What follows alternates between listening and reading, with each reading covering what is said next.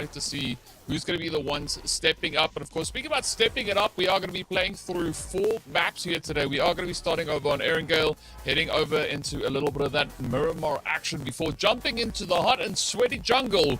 And then, of course, getting right back to Erangel yet again. So there's going to be a lot of opportunities here. I'm expecting a few hot drops. I'm expecting quite a few upsets. And as we know, it's just this. These are the only 4 games. So you're going to have to bring your A game all the way through. I mean, it's quite tough to bring your A game. You know, you obviously had a chance of playing with some of the players at the qualifiers. And, you know, you could have been the best at that qualifier. But there is other campuses that you couldn't have a chance of competing with. But now, coming into one lobby where the best of the best are going to be competing against each other, I think, you know, the first map, Irango, is going to come through with breaking up those nerves for some of these players here because, you know, it's not someone, as an esports athlete, it's either you're going to come in guns blazing, you know, confident, you know exactly what you're doing, or you're going to be very nervous because it's not just the championship that you're playing for, it's also the thought of that prize pool money. And when you say you're solo and have an opportunity of walking away with a big 10,000 rand prize pool or first place over there, it's a lot of money to be walking away. And that starts playing at the nerves. I mean, back in my days, that's all I would used to think about when it came down to these tournaments right over here.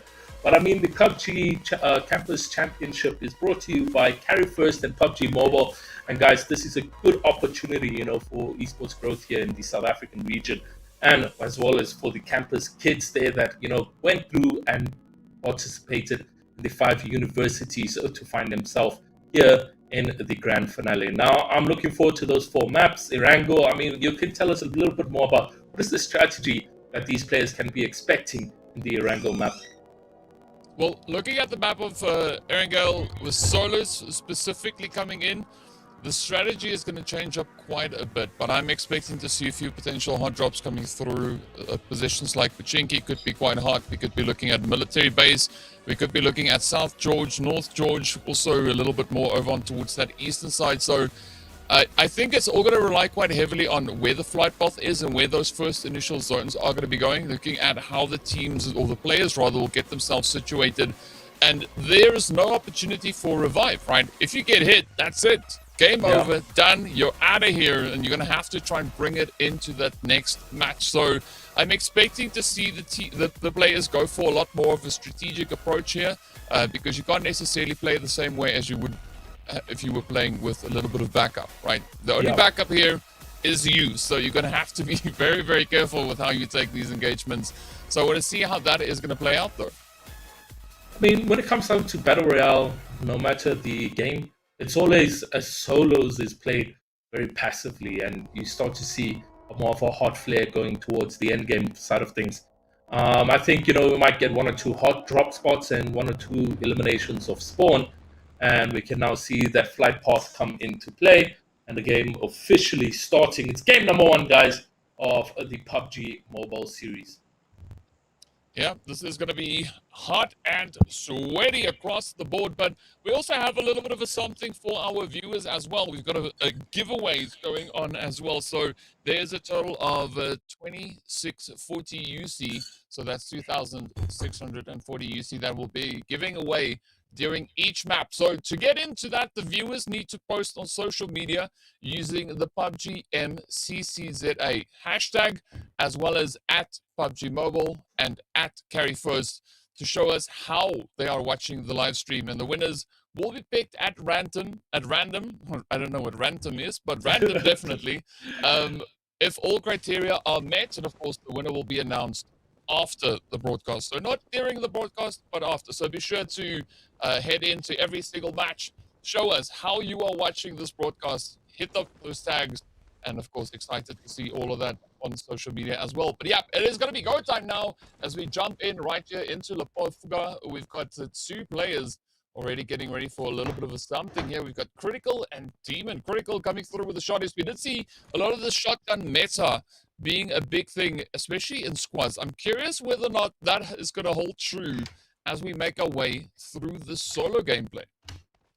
I mean, we'll potentially see exactly that, but in an Irango map, you think shotgun still will be an opportunity to get close combat? Yeah, definitely will be. And I mean, these players are pretty scary, as you can see already. First few hits coming through in the feed with those shotties. There is Mm, a little bit of the ARs now also coming into play. But yeah, shotgun's definitely the big meta here, especially in group play. Now, being in solos, I think pretty much almost anything can go, right? All you got to do is you just got to be sure that you can hit those shots. So it is going to be a pretty challenging start here. A good mm. setup coming into that center zone, being all the way over towards ruins. Yeah. And looking at the participants, the standout names that we have for you guys over in the chat, and the top three finishes on that qualifying rounds. We got Supreme FPS, who came first with 32 points, tied with Keegan Francis at 32 points as well. And then third place is going to be Obito, who managed to get 27 points. And huge kill counts for these top three players, 12, 11, 12 kill counts. That's absolutely fantastic qualifying rounds that they found themselves with. But coming into this one, like over here, like what I was saying, is not always easy coming into a grand finale and you finish in the top three overall in the qualifying rounds, because you're now going up against the best of the best from all five universities in one single lobby, and things could take a big change. The strategy that you're using in your qualifying rounds could be slightly more different, where you had your drop spot secured and you know that okay, you're going to be landing here quite safely in finals. Could be a different, complete story going into grand finals over here. And I'm pretty sure, there's maybe some scrimmages that were happening or Mm. in behind the scenes. One of the maybe community players were coming together to host some games or some practice. That's ideally what usually happens in the battle Mm. royale genre. But it would be good to see exactly what this means for these players going into game number one right over here. Yeah, it is going to be quite interesting indeed. But I got an important question to ask you, right? Yeah. If one of these players here dominates the lobby, would it be safe to say that they've just schooled everybody else? Or is that a little bit too early? I think too early. Like off the Okay. bat, game one, I feel like there's a lot of prospects that go into game number one. It's not. It could be luck. It could be RNG. It could be you found yourself on the right side of the zone and good damage coming in here from Kim, taking out Venom, and was securing his first elimination of the round over here. And I mean, like a lot of aspects play a huge role. I think from game two, because there's four games, so halfway through the lobby, if you start to be at the top of the leaderboard, then Mm. that starts to mean something. Then we can start, looking at that games and potentially telling chat that they need to stop locking in their predictions on who Mm. potentially will be walking away over here. We've seen the players count drop quite quickly. We're down to 52 players right now. And we've got some action coming here from Kim, who's potentially going in for his second elimination on Leopard right over here. And it does look like with the first elimination, caught his enemy off guard over there. There was no awareness whatsoever. Came in from the stairs, managed to pick up that elimination, just looting on the lower grounds, making sure everything's completely his. And then I think potentially makes a play to go up. And it does look like Leopard is quite aware of what could potentially be happening here, DK. It's an interesting position here. I mean, we know that Leopard has been spotted, but is Kim going to be able to secure that elimination? Just going to be patiently waiting on that staircase. But Leopard, of course, doing what Leopards do best, yeeting themselves out the window, getting ready for a little bit of a wrap around. They're going to try and play with their prey over here as Kim tries to find a little bit of something. The Uzi, is that going to be sufficient to keep them in the fight? Interesting to see that Kim has actually not gone over onto the M4. I mean, it makes sense in CQC here then to go for a little bit of that Uzi play. The fire rate is going to be considerably higher. But Mm. Leopard now just going to try and wait this one out. Doesn't want to jump into it without having the necessary information. But I like how they've now traded places here. Kim trying frantically to just evade this hit that could be finding its way in now. Literally, we're seeing the switching positions, but I think with Kim going in the high grounds was an advantage over there, and Leopard staying in that position would have been ideal for himself. But with the tables turned, let's see exactly what happens right over here. The smoke or grenade really not going in favor for him, for Kim right over there. But now on even playing field, on low grounds right over here on the outside, we find Kim just trying to get a better view on his opponent, but Leopard knows exactly what's happening, and we might find ourselves with the change in tables once more, and Leopard now finds himself at height. Well, let's see Leopard again in their comfort zone here. It is going to be a jump surprise to see whether or not Leopard now can get found on the roof. So for Kim, this is going to be a tough one. I'm not quite sure how determined Kim is going to be to get this engagement. But the trouble here for Kim is if Kim tries to disengage, tries to rotate elsewhere, that of course grants Leopard that exact opportunity to get the elimination secured. And as I mentioned before, right, it is down to this. You only have the one single opportunity in this match. There is going to be no revives. You can see a few more eliminations coming through in the feed, already down to 49 players. Now, Kim, again, just trying to keep their distance. Both players want to try and hold out here as long as they possibly can. But I'm curious as to who's currently leading with regards to those eliminations, right? I've not seen one particular name necessarily dominating up in that feed, but we do see Demon also approaching from that western side potentially. So if Leopard wants to get this finish, gonna have to be really quick on it. Has to, but I mean, when it comes down now to kill count and who is more of the bigger threat, I think Kim might potentially be in the better position right over here in a verse off.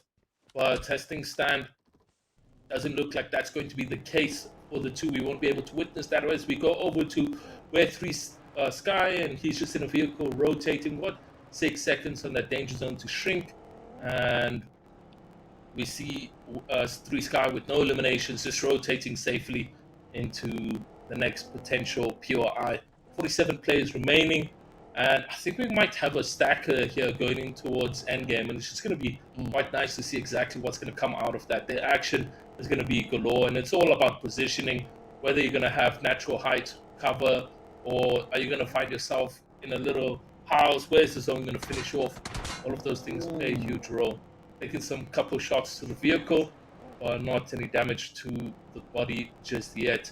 And 3 Sky just rotating quite comfortably here. Yeah, we did see Leopard also in the feed getting the jump in on Kim. So Kim is out of here. It is also then Tokyo starting with a little bit of a play there as well. Tokyo also being one of the content creators regionally here for the lovely PUBG Mobile. But let's see whether or not Sky can find even more of that as they're just lurking in and around Everest. You do see Loch Ness also doing what monsters do best, getting eliminations. But look at that zone, still quite backed over towards the western side. A lot of pressure. It is going to be Shroud now trying to find an angle to come in from on that southern side of George. Nice bit of an opportunity now rotating up into a hospital, but that is where Tokyo is situated, or rather Tokyo is just over the ridge there, so Shroud might get shrouded in a little bit of misery if they're not careful.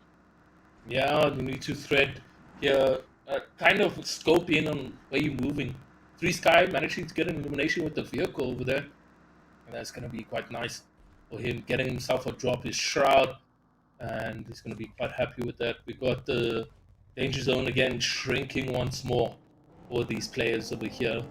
It does look like everyone's pretty much sitting on 1 elimination. Got crazy over there with 2, and everyone else comfortably sitting with 1. Poppycorn taking out Shroud, if I'm not mistaken. Yeah, that is correct. Coming in with a vehicle crash there at that drop spot. Poppycorn managed to get an elimination with that vehicle. It's so unfortunate. Like, you're not even going into a combat, you're just getting bumped into getting sent back to the lobby. It's a tough one, and I mean, it's going to be tough here for Tokyo as well, as Poppycorn has now taken that drop, utilizing it as cover, but good awareness coming through here from the side of Tokyo, who's now looking for even more of the action. But will Tokyo be able to secure Poppy? Poppy rather is just going to hug the living goodness out of that drop. Doesn't want to relinquish kind of the position here. That vehicle is going to go up into flames, so very bold decision by Poppycorn as they hop in the vehicle, trying to put a little bit of distance between themselves and that spray coming through from Tokyo. The ridge now. That vehicle has taken severe damage, so it is not going to be able to really assist them with a successful escape. Now, Tokyo is going to look to get into a hot pursuit. We can see several more players held in the vicinity. Of course, the Mm. zone is going to start to apply the pressure. And now, as we head further and further into stage 3, Tokyo is looking for those points, looking for the eliminations, and wants to get the finish. A bit of a risk play over here, but will he be able to get it? Risk reward indeed. Puppycorn gets eliminated, and Tokyo takes that one over there, picking up his second elimination of the round. Now, risk reward in what I was talking about, he's pushing out of that safe zone. The zone is shrinking in 12 seconds. If that was going to be a longer combat, he would have found himself in a less retail space to sort of fight himself going into that safe zone. But that was quick elimination, no doubt, here for Tokyo, and absolutely manhunting his opponents right over there. Mhm. Yeah, Tokyo doing a really good job. We can see Loch Ness also on that far southern side. We got Maggie over here. We got Crazy looking to rotate up, just managing to catch up to the edge of the blue.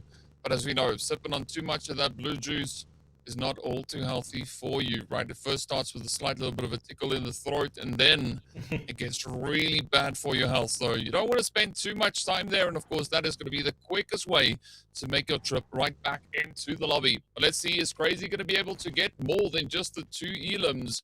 Crazy is, of course, our elim leader, but it is going to be still quite a bit to be revealed as we get into those later few stages.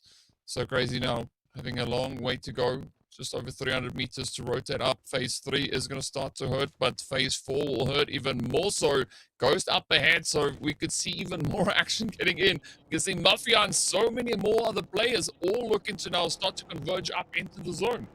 Yeah, and we're looking at that kill feed Megan managing to take out Sky, and we're down to 33 players here going into stage 4. We see Demon take out Critical, and Mafia going straight into building area that has already been located a person. But it does look like Mafia is not going to stay in and around the vicinity. He's going to use his vehicle to just rotate out of this one successfully. There we go. Mafia. I think Mafia's maybe trying to taunt Zetsu here to see what Zetsu is going to try and do. But Mafia's not careful. Oh, Zetsu. Fight them on the opposite end. That is now quite a situation. Tokyo also going to be finding themselves in a bit of a situation, as we can see just on the side there. Last blow stepping up. Void going down as Maggie comes through with the hit. We're down to 29 remaining hopefuls. And of course, as we know, only one player can walk away with that winner chicken dinner. Kota is going to be the next one to fall on down. So the number slowly starting to dwindle. But the zone pressure is going to start to apply very soon. Loch Ness is going to get picked up as Crazy secures their third elimination. Marky is going to get absolutely devoured by the blue. The numbers now starting to drop like stones here as the players find the action, and everybody now getting ready for a bit of the carnage we could see on the battlefield here. Yeah, looking at that player count drop very quickly. Like you blink, you miss it, and we're down to 24 players right now. Zetsu in a good retail space right now. We saw Tokyo getting taken out as well. Young Blood in the distance over there, just rotating. And Crazy still alive. Crazy now with 3 eliminations, think it's going to continue staying. Has the elimination leader right now. We'll see what that will look like towards the end of the game. But that danger zone, again, once again, shrinking, bringing these players closer to one another. And that's the beauty of Battle Royale is it's inevitable. One man must be standing. And we'll soon see who is going to be game number 1's winner chicken dinner. So right now, Zetsu going in, vehicle potentially rotating to safe zone. Youngblood getting eliminated, and that's going to be to the hands of Newbie. Seeing Crazy sitting at the top over there with 3 eliminations. Quite fantastic. And he's sort of, hugging that zone and rotating, has the zone shrink. It's a common strategy we see time in and time out in Battle Royale formats. But I haven't seen it being, a winning strategy that wins you the overall tournament. But I mean, right now it's doing good for him. He's sitting on 3 eliminations, the top of the ladder. Kazan Hu taking out Sage over there, and you can see Extreme taking massive damage, managing to bandage up and heal as he travels right over here. Deadshot going out. 18 players remain, and not much areas in which Extreme can find himself comfortable in terms of rotating without running into another opponent. For the players that already find themselves inside some homes covered up by a natural cover, fantastic plays. Luby getting taken out. Leopard still alive in this one. We did see him quite early on, and he still finds himself competing for that game one win. Well, let's see if Nanex can get anything going over here. It's going to be just patiently awaiting on the hill. We do see Sahil coming through with another hit. A few vehicle finishes coming in as well. I think especially with the zone being up onto Everest, it's going to be a king of the hill clash. Just see who's going to be the player to hold on. We do see Leopard also now starting to join us back in towards the zone. Gladiator is going to find a hit. Ghost just going to be trying to keep it nice and quiet. But again, the elevation could be the way to go here. Gladiator, unfortunately, with that tire getting popped, will get popped themselves. The Blues just eating away at their health, but trying everything to rotate out. But Mafia denies them anything. And Mafia is going to feel that pressure as well. As you can see, Gazzy up on the high ground, looking to spray down. Mafia has nowhere left to hide. The only way is forward. As you can see, it is a very exposed rotation, finding at least a little bit of coverage. But now with Gazzy making all this noise, of course, it is going to draw quite a bit of attention to them. And the zone has shifted slightly towards that southern side, so the pressure is on. You can see Soulman and so many other players all just holding in the vicinity. Everybody just hoping to time their shots to perfection so they can secure every single elimination they can find here. Yeah, looking at it, 12 players quite spread out right now. That zone going to be shrinking, forcing them to each other. Extreme right over here, finding himself just potentially going to be rotating. He's got himself a vehicle. He's going to be quite fine with that. Galaxy 2 mag on the same mountain as Kaizenwu, so we'll see exactly what this is going to be looking like. But Angry Soul, Mafia, all of these players still pretty much in an okay position for now. But as that zone shrinks, we'll see what that's going to be looking like. And just as I spoke about Mafia, he gets taken out. Shelby also gets taken out at long distance by the hands of Galaxy. We've got Last Blow over here just healing down. And he's in the safe zone, but not in a good position, I would say. 10 players now remain. And we're slowly getting into that position where it's all about positioning that's going to win you this tournament. Whether you're on natural height, have a good bird's eye view over your opponent, or maybe it's going to just be utilizing smokes that make you rotate in the final spaces right over here. Zetsu seems to be comfortable. Ghost seems to be comfortable. And you just got Leopard sitting in the dead center of the zone, and that could be quite some troublesome right over there. Lost Blow working his rap plays into the safe zone right over there, and that's working quite well for him. Zetsu looks comfortable. I like the position he finds himself with. We got Sahil right now, finding himself rotating on the borders right over here, and I think, comfortably can do so. Just towards the right is player Zetsu also right over there, and this could be very unfortunate for Sahil as he goes into already a claimed building. Massive damage taken. Sahil needs to get into the window. What's happening? Jump! Manages to get in and can heal up if he does have the utilities to do so. Yeah, Sahil is just going to look to build a little bit of that tension, right? Just want to keep the suspense going. As, anybody can just rotate up to a window and get in it immediately. But why do it quickly, right? Take your time. Just try and build as much of a story here as we could look to find. We did see the aggression leader sitting with, I believe, 4 eliminations up. So Sahil currently occupying that second position with regards to the elims themselves. A decent chunk of damage getting dealt there as well, nearly 300. But now it's all going to come down to whether or not the final few players can make it out of this one, right? As we know, only one player can pick up that winner chicken dinner, seeing that we are having a bunch of solos all over this battlefield. Nanex is going to be hugging the edge of that southern side, trying to not get themselves being spotted out just yet. Zetsu also going to be chilling up on the roof, but in the next few moments, that zone is going to shift. If it goes north, it is going to be absolutely troubling for the players having to rotate up from that southern side, but it's going to be a golden farming opportunity. But instead, the zone just centers up on itself, moving a little bit more towards that eastern side. So this is where all these Everest positions are now going to be quite costly for our players that have to rotate in. I mean, Kazi Good luck, Mag. Good luck. Mag currently, of course, our elimination leader, but is going to find quite a bit of a challenge getting back into that safe zone. Yeah, I mean, with Mag having a vehicle, he's going to be quite happy with that rotation. It's Kaizenhose who's in a tough one over there, who will struggle on foot to get into the safe zone, I believe. But with already Mag giving that opportunity for him to rotate in the same direction, we'll see exactly what that will be looking like. Oh, I stand incorrected. Kaizen does have himself a vehicle. Annex taking shots right over here. He's quite low on HP as well. Finds himself with a cover of just a tree, but he needs to be careful. Opponents are sneaking their way into their zones as well. With 2 minutes over here, guys, nine plays remaining. It's coming down to, these final moments where positioning matters the most. And you can see that retail space is getting quite crowded right now. We've got Soul Man, who finds himself, equipped with the grenade, seeing what he can do. But right now, Ghost doesn't waste any time, gets straight into that position, takes him out. We're down to 8 players. So unfortunate. And Nanex over here, who's comfortably made himself into the safe zone on that borderline right over there. And he's going to be comfortable over there. Lost Blow as well. Just like how Lost Blow has been sneaking his way in.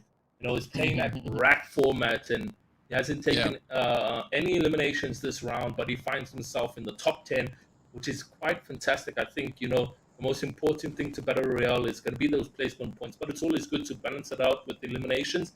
But finding yourself here in the end game is already an achievement for first round. Nerves are at the top of the roof. I mean, you're competing for 20,000 Rand share of a top 4 players. So it all comes down to game number 1 to set the mood, and you sort of win the next 3, do well in the next 3, and you find yourself sitting comfortably on that leaderboard. But right now, as things stand, Zetsu just needs to be a bit cautious about his surroundings as he sits here at the top of the roof. Well, let's see whether or not anything is going to come through from that Ghost. Also going to be looking to spot out a bit of an opportunity. Nothing being found just yet. It is a little bit of the quiet before the storm as we are awaiting stage number 7 to show up. Nanex also going to be looking to just get himself situated here, slowly pushing forward. That drop is going to be a big tease to a lot of these players. It's right there in the middle, but nobody can really reach it because the moment they move up, they will get spotted and they will get eliminated. So the pressure is going to be quite high. Kazan also just trying to inch their way further and further forward. We did see Nanex around towards that western side, so they need to be quite careful. Mag, of course, coming through with that edge positioning is also going to add even more pressure to the whole situation here. But Last Blow yet to find an elimination, hasn't been able to secure anything so far in this match. Nanex, though, looking pretty decent, right? Sitting with the second highest elimination count, coming through on 3 elims. But now, a few opportunities could be presented here. As we can see, Kazan is going to start pushing forward. A very bold move, but they, of course, rotate up with the hovercraft, so that will allow them a little bit of an opportunity. Not much, but it does allow something. Ghost, of course, is going to get taken down next. We are down to the final 7 players. Nanex finds the opportunity, spots Kazan. The angles are in, but Nanex takes so much damage in retaliation. Kazan could definitely mean the end of Nanex here. It definitely could. I mean, that the way he switched back on terms of attack over there was quite nice, but it does look like Kaizen might just be giving him a bit of space. No, but Nanex cannot make it through. He gets eliminated, and that means Kaizen now moves into second most eliminations right now for the lobby, as he does have the 3. And we've seen Leopard still alive, quite fantastic over here. Does have the perfect opportunity to get a Kobe on his opponent right over here, but doesn't do so.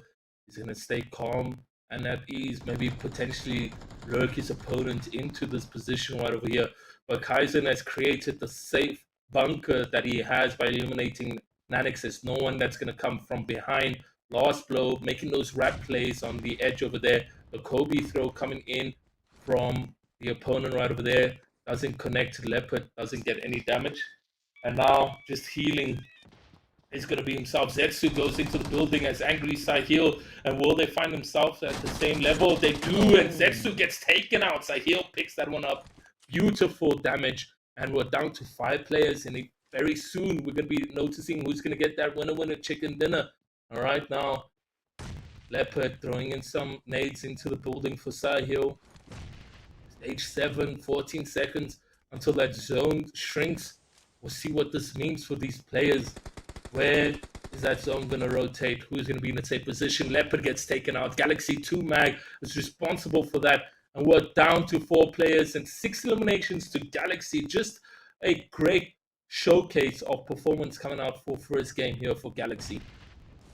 Well, let's see if the stars will align here for Mag, as they are going to be trying to hug the edge of zone, but the pressure play is going to be on because they still have to rotate forward, and we're almost in stage number 9, so that is going to spell disaster for everyone on the fringe of the zone, because once we hit stage number 9, that blue is going to continue to close on up. There is no more phase after this, so let's see who's going to be the one to try and bag it up. We do see Casanova on the far side, Sahil. We have Last Blow also just trying to become one with the terrain here. Unfortunately, the skin on that vehicle doesn't quite blend in with the tree, so it's kind of obvious where they are situated. But we are down to the final 4, right? Anything can happen right here. Who will be the one to get the Last Blow? A very fitting name. But let's see, can they do it? Mag, those 6 elims up, is going to try and rush forward. The blue is going to start biting them as they now rush up looking for a position, but everybody else is just big chilling. They don't have to worry about that phase. They don't. But we do see Galaxy finds himself in that zone, just barely, but he finds himself in it. Last Blow sitting comfortably right over here. And we've got Sahil also in a building.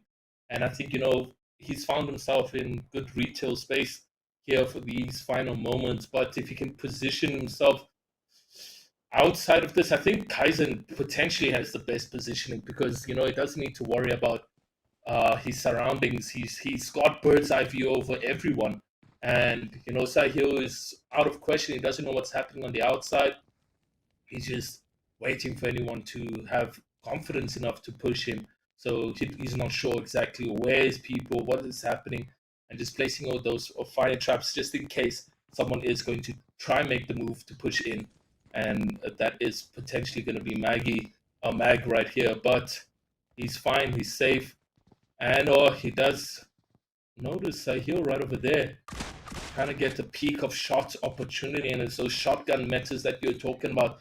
Yeah, that could potentially be for the end game. Good shots onto Sahil, giving him good advantage. Goes in with the shotgun, and unfortunately, Mag gets taken down. Sahil takes the advantage of that, and although the health advantage was not there for him, Mag should have won that, but it was that shotgun that was not accurate enough and took him out. Down to top 3, and somehow Last Blow is here in the end game with no eliminations in a top 3 finish. And going up against Tyson, and as well as a fantastic player who just took up Mag, and it's now Sahil up against Kaizen. And who is going to be the winner chicken dinner here, DK? It's going to be a big fight, right? That's pretty sure and pretty certain at this point. Kazan. Okay, Kazan trying to finish this match on a big note. Of course, that vehicle is up in flames. It's going to go boom pretty soon. But Sahil, what the hell? Sahil is called Sahil for a reason, because Sahil used the hill to get the win. 6 eliminations, of course, now squaring up quite nicely there with Mag. But there we have it. Kazanho coming through in 2nd place. Last Blow trying to be the one to get that final hit in, but unfortunately having to settle for 3rd place. So a very interesting kind of spread here, as you can see the elimination counts all the way down to that 15th position. But what makes it pretty tough is all the way up to 15th rather. So up to 15th, they get those 5 placement points, right? Here from 16th further down, it is only 3. So it's not the usual placement points that we see normally, but it is going to make it quite interesting to see where they end up with regards to those points. So it is going to be a pretty challenging one. That entire left side of the page are going to be beaming with excitement. But yeah, you got to give it up to Leopard, though. Some pretty good, surprising jump shots that we saw coming through. So yeah, good choice on name. Very unfortunate here for Kaizen. I mean, he came in looking very confident on his position, but just not the right strategy. And and getting blown up by his own vehicle, man. I haven't seen that in an endgame for PUBG Mobile. Usually it's a more dramatic finish, smoke, grenades, all of those things. But such an easy win here for Sahil. And I say easy, but it really wasn't. He looked at that endgame and it was very challenging. He also almost found himself going back to the lobby. We had about 40 HP. And if that shotgun met his body, he would have been eliminated. But the aim from Mag just did not connect over there, and he got really lucky. Sahil also was challenged quite a lot in that retail space, but he proven very competitive and determined to go in for that winner chicken dinner. 6 eliminations for game.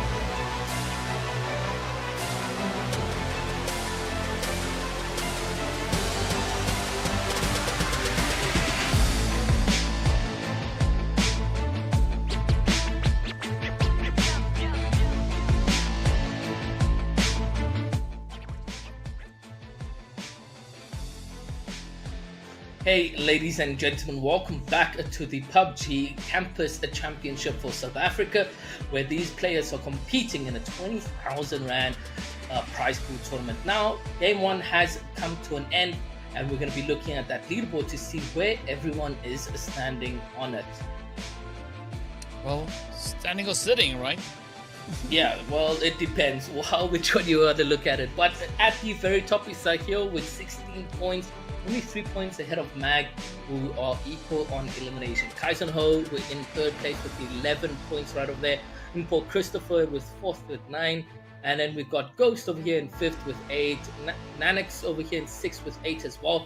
Mafia in 7, tied all the way down to 11th position, which is going to be Lost Blow over there. And that's your left side of the leaderboard, which is where you're comfortable with, right? You just don't have a massive point gap between first and 11th, in my opinion, because one game can simply change it for you when it comes down to it. And when we're looking at those maps, we will be jumping into the Miramar.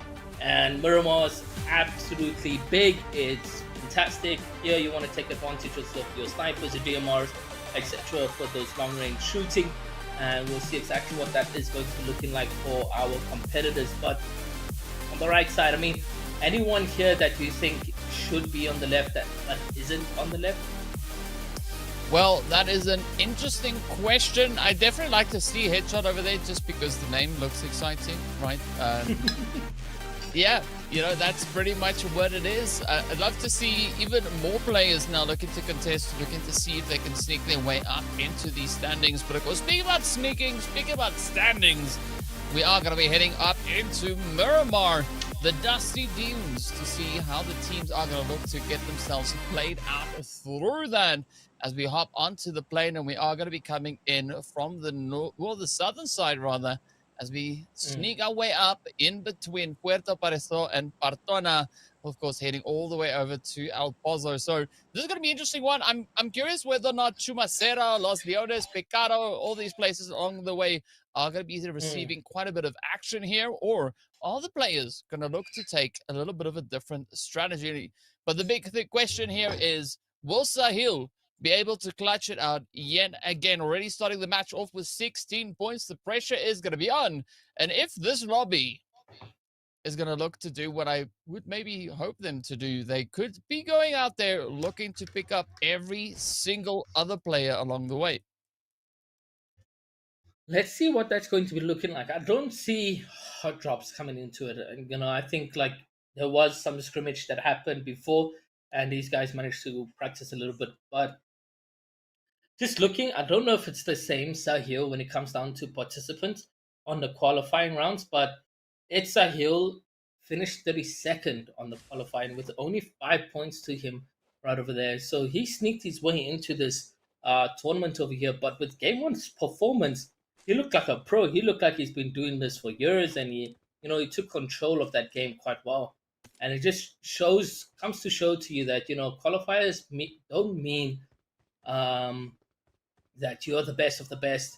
When you're sitting at the top. Supreme, we didn't get to see at all in the first left of that leaderboard right over there, because he did die of spawn, Supreme, in game number 1 right over there. So very unfortunate. But right now, Extreme does look like he's going to be, Venom does look like he's going to be finding himself taken out over here in an off spawn situation. But it does look like distance might be where he's at advantage. No weapons at all, though, so Venom is going to get taken out here, DK. It's so unfortunate.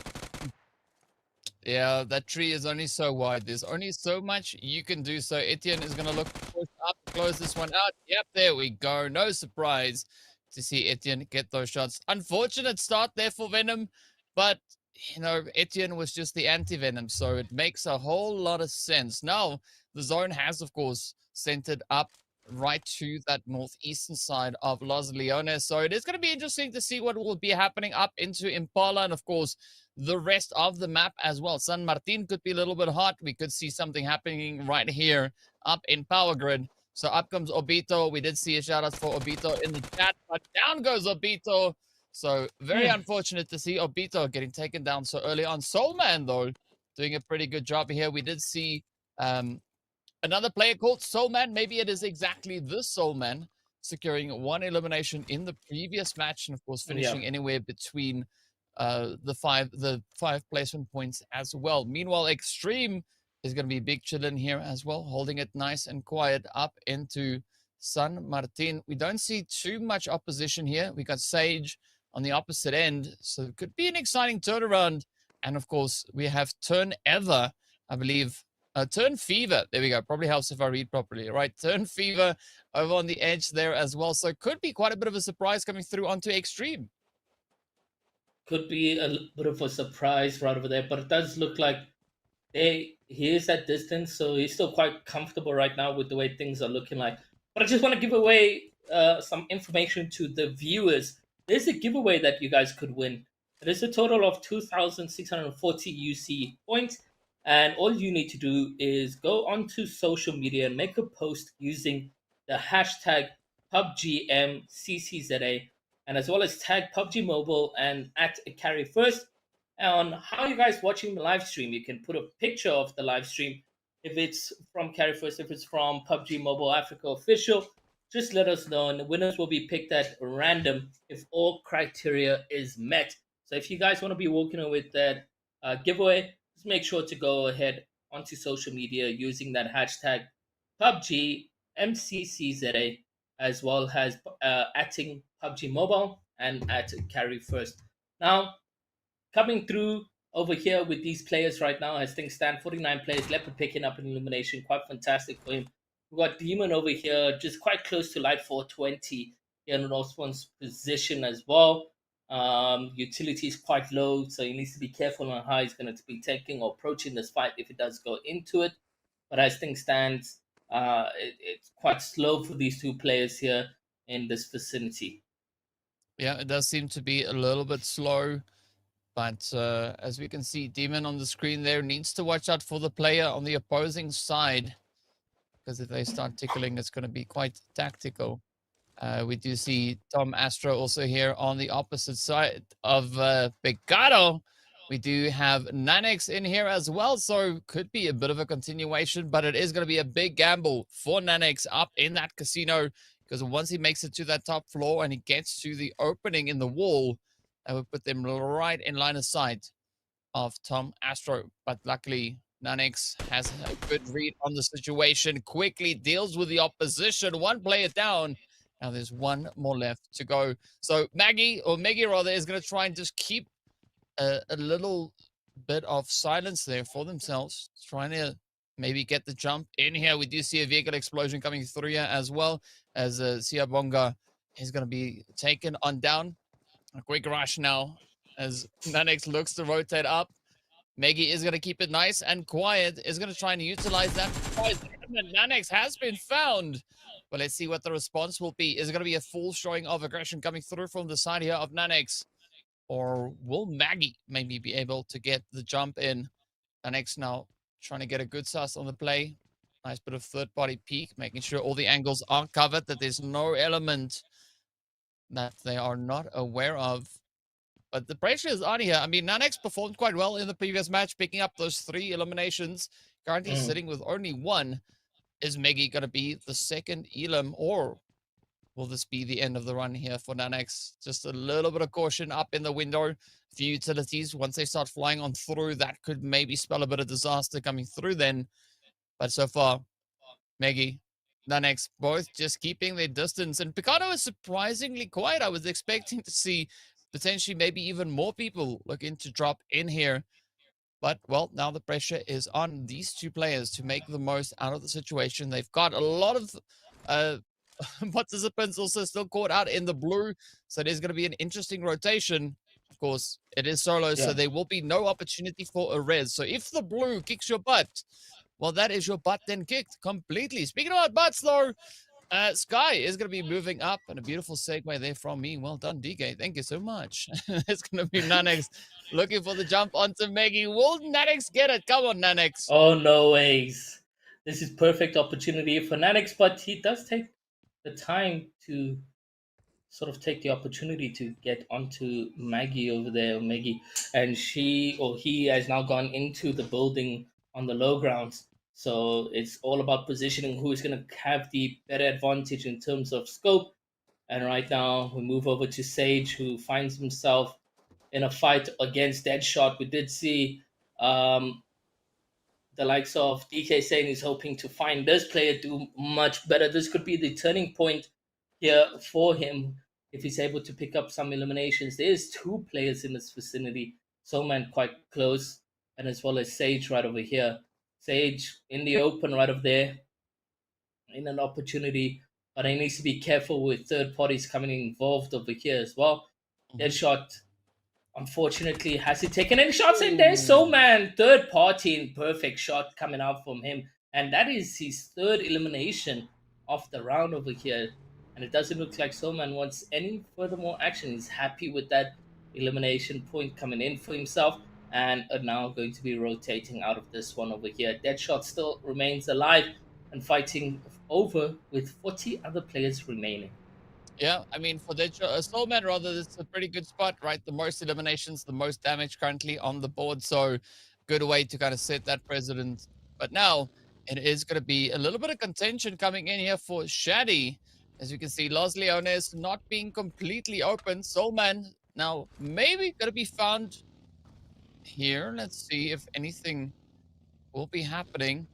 They are going to be starting to roll through, looking for footsteps, looking for any kind of an indication as to the whereabouts of players in the vicinity. Meanwhile, is going to be Zod holding up just to the north there of Shaddy.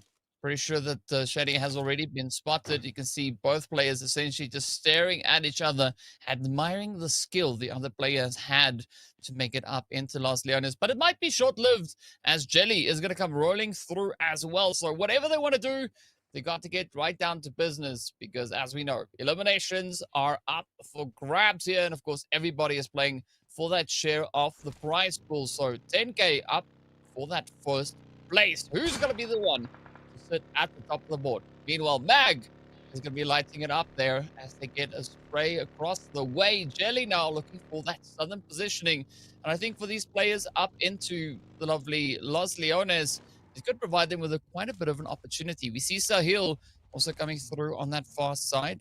That is going to be angry Sahil. Hopefully he has now been able to calm down quite a bit as you need to focus up coming into these later few stages. Yeah, definitely. I mean, game two, I think, is your deciding factor on where you're going to be finishing on this tournament. I always look at like and when it comes down to battle royale, as your 50% sort of game remaining. If you're already doing well, you could finish well. But we've seen how RNG battle royale can be. I mean, someone can walk away with two back-to-back winner chicken dinners and massive kill counts and find themselves sitting at the top of the leaderboard, which is two game played and one half decent game, one bad game. But I don't know. PUBG is seemed a lot more consistent than the other battle royale titles that do exist inside the genre. But as things stand right now, let's see exactly. Tokyo gets taken out on rotate over here. Zetsu responsible for that as he sits in this blue zone and happy to pick himself up an elimination right over there. Yeah, an easy clap coming through for Zetsun, of course, being given a vehicle as well. It's not going to take it, but it is there. We do see Kazano also here. He performed quite well in the previous match as well. 4 eliminations is what they had to their name. Now it is going to be 3, so coming in close second currently with the total amount of eliminations. Will we see more come through here from Kazan? Are they going to be able to get the jump? We do see Last Blow off in the distance. Last Blow again, trying to make it up into that much later game, but already getting spotted out is not the way to go, as Kazan is going to look to stop the run here. Last Blow. Let's see, can they survive? Soulman, that does find Extreme, though, in the feed. And both those players were, of course, side by side on the overall standings, both coming into this match with 6 points total. Now, that does change up the dynamic ever so slightly. Kazanho not going to be too determined to take that engagement with Last Blow just yet. Is instead going to look to prioritize zone positioning, potentially, unless they look to get the high ground secured. But it's going to be Last Blow now having to sip on that blue juice, and ooh, it is going to hurt quite a bit. We're still keeping scope on Last Blow over here. Last Blow has, done his rat strat in game number one. Does look like he's going for it again in game number two, but Kaiserno doesn't look like he's going to be giving away an opportunity for rotate for Lost Blow. And Lost Blow can clearly see exactly what is happening there in the distance, so he's not going to be rotating anytime soon. But the thing about staying in the danger zone is you're ticking away ever so slightly at your HP. And if you don't make it out in time, you could find yourself being sent back to the lobby. If you have enough utilities, you can survive it, but it's not always so easy. We got for the babies right now on the rotate over here, 0 eliminations to his name, and right now just rotating, anywhere. New vehicle, he finds himself in. Jelly in a good position as well. Right over here, you got Jelly, you got Mafia in the same position, you got Shroud also in the same sort of vicinity. So lots of players over here. They need to be very careful on their position. And Jelly's like in an open building. Everyone is inviting people to look at him if scopes do turn to the likes of Jelly right now. Yeah, so let's see whether or not Jelly is going to be able to tank a few of those hits. I don't believe they would be able to. Of course, phase 4 is getting ready to hit as well. One thing that I got to say, though, is these rotations with the vehicles sticking to the road, that is very bold. I mean, the confidence level is exceptionally high, but we've been seeing that being quite costly as a lot of players have been taken out as they stick to the roads, right? I think maybe opting for a little bit more of a different strategy could be slightly more secure. Meanwhile, it is going to be Young Blood just ahead here of Shroud. Even more players now continuing to push on up. Jelly seems to have an infinite supply of fuel as they are rotating all over the place. Now looking for, again, a little bit of that elevation. And I think coming into the blue stack here could be a good opportunity for Jelly to get a vantage point. But if they're not careful, Mafia is going to find them. And that could definitely spoil their fun right then and there. But it's going to be Shaddy. Ooh, the rush up. A little bit of contention here as Jelly needs to relocate. The pressure is on. Fortunately, Shaddy didn't look to do too much just yet. But now, of course, firing off the shots is going to draw quite a bit of attention. And all those players in the surrounding area are going to be focused in on your position as well. Definitely. I mean, shots call for third party to come involved over here. And right now, with player in your building, Jelly did also look a bit nervous to see that player run by, just randomly shot without even getting a scope on the opponent. But Shady does look to be leaving the building area right now. And Jelly as well jumps out the window and maybe going in for a different rotate. But right now, guys, 22 players do remain. We do find ourselves here slowly tinking away the player count. And Sahil, the game one winner chicken dinner, still alive. One elimination to their name as well, which is quite fantastic to see some consistency go in. We've got Gen C odd, 0 eliminations, 0 damage, and staying passive in his rotates right here. But he needs to be careful. So many players are in and around the vicinity and not in a good retail position for themselves right now. We got that stage 4 with 1 minute 20 seconds until we go into the next count over there. And there's Gen Z Odd just getting eliminated by an opponent. I didn't quite see who took him out right over there, but definitely in and out, down to 21 players and taking massive damage. Is Mag! Sahil from distance manages to get the scope on Mag, and we've seen Mag in game number 1 with 6 eliminations at hand, and unfortunately didn't react in time to those shots being fired at distance right over there, and he gets eliminated right now. So unfortunate. I think Mag has the talent, to be standing here in an end game position, but unfortunately is going to be taken quite early out of this round number 2. 20 players remain, 35 seconds on that danger zone to shrink once more.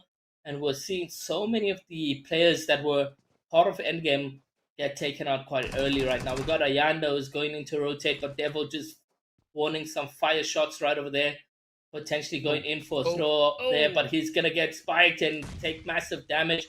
But managing to heal up right over here, use some utilities. Ayanda also took a bit of damage from that nade throw.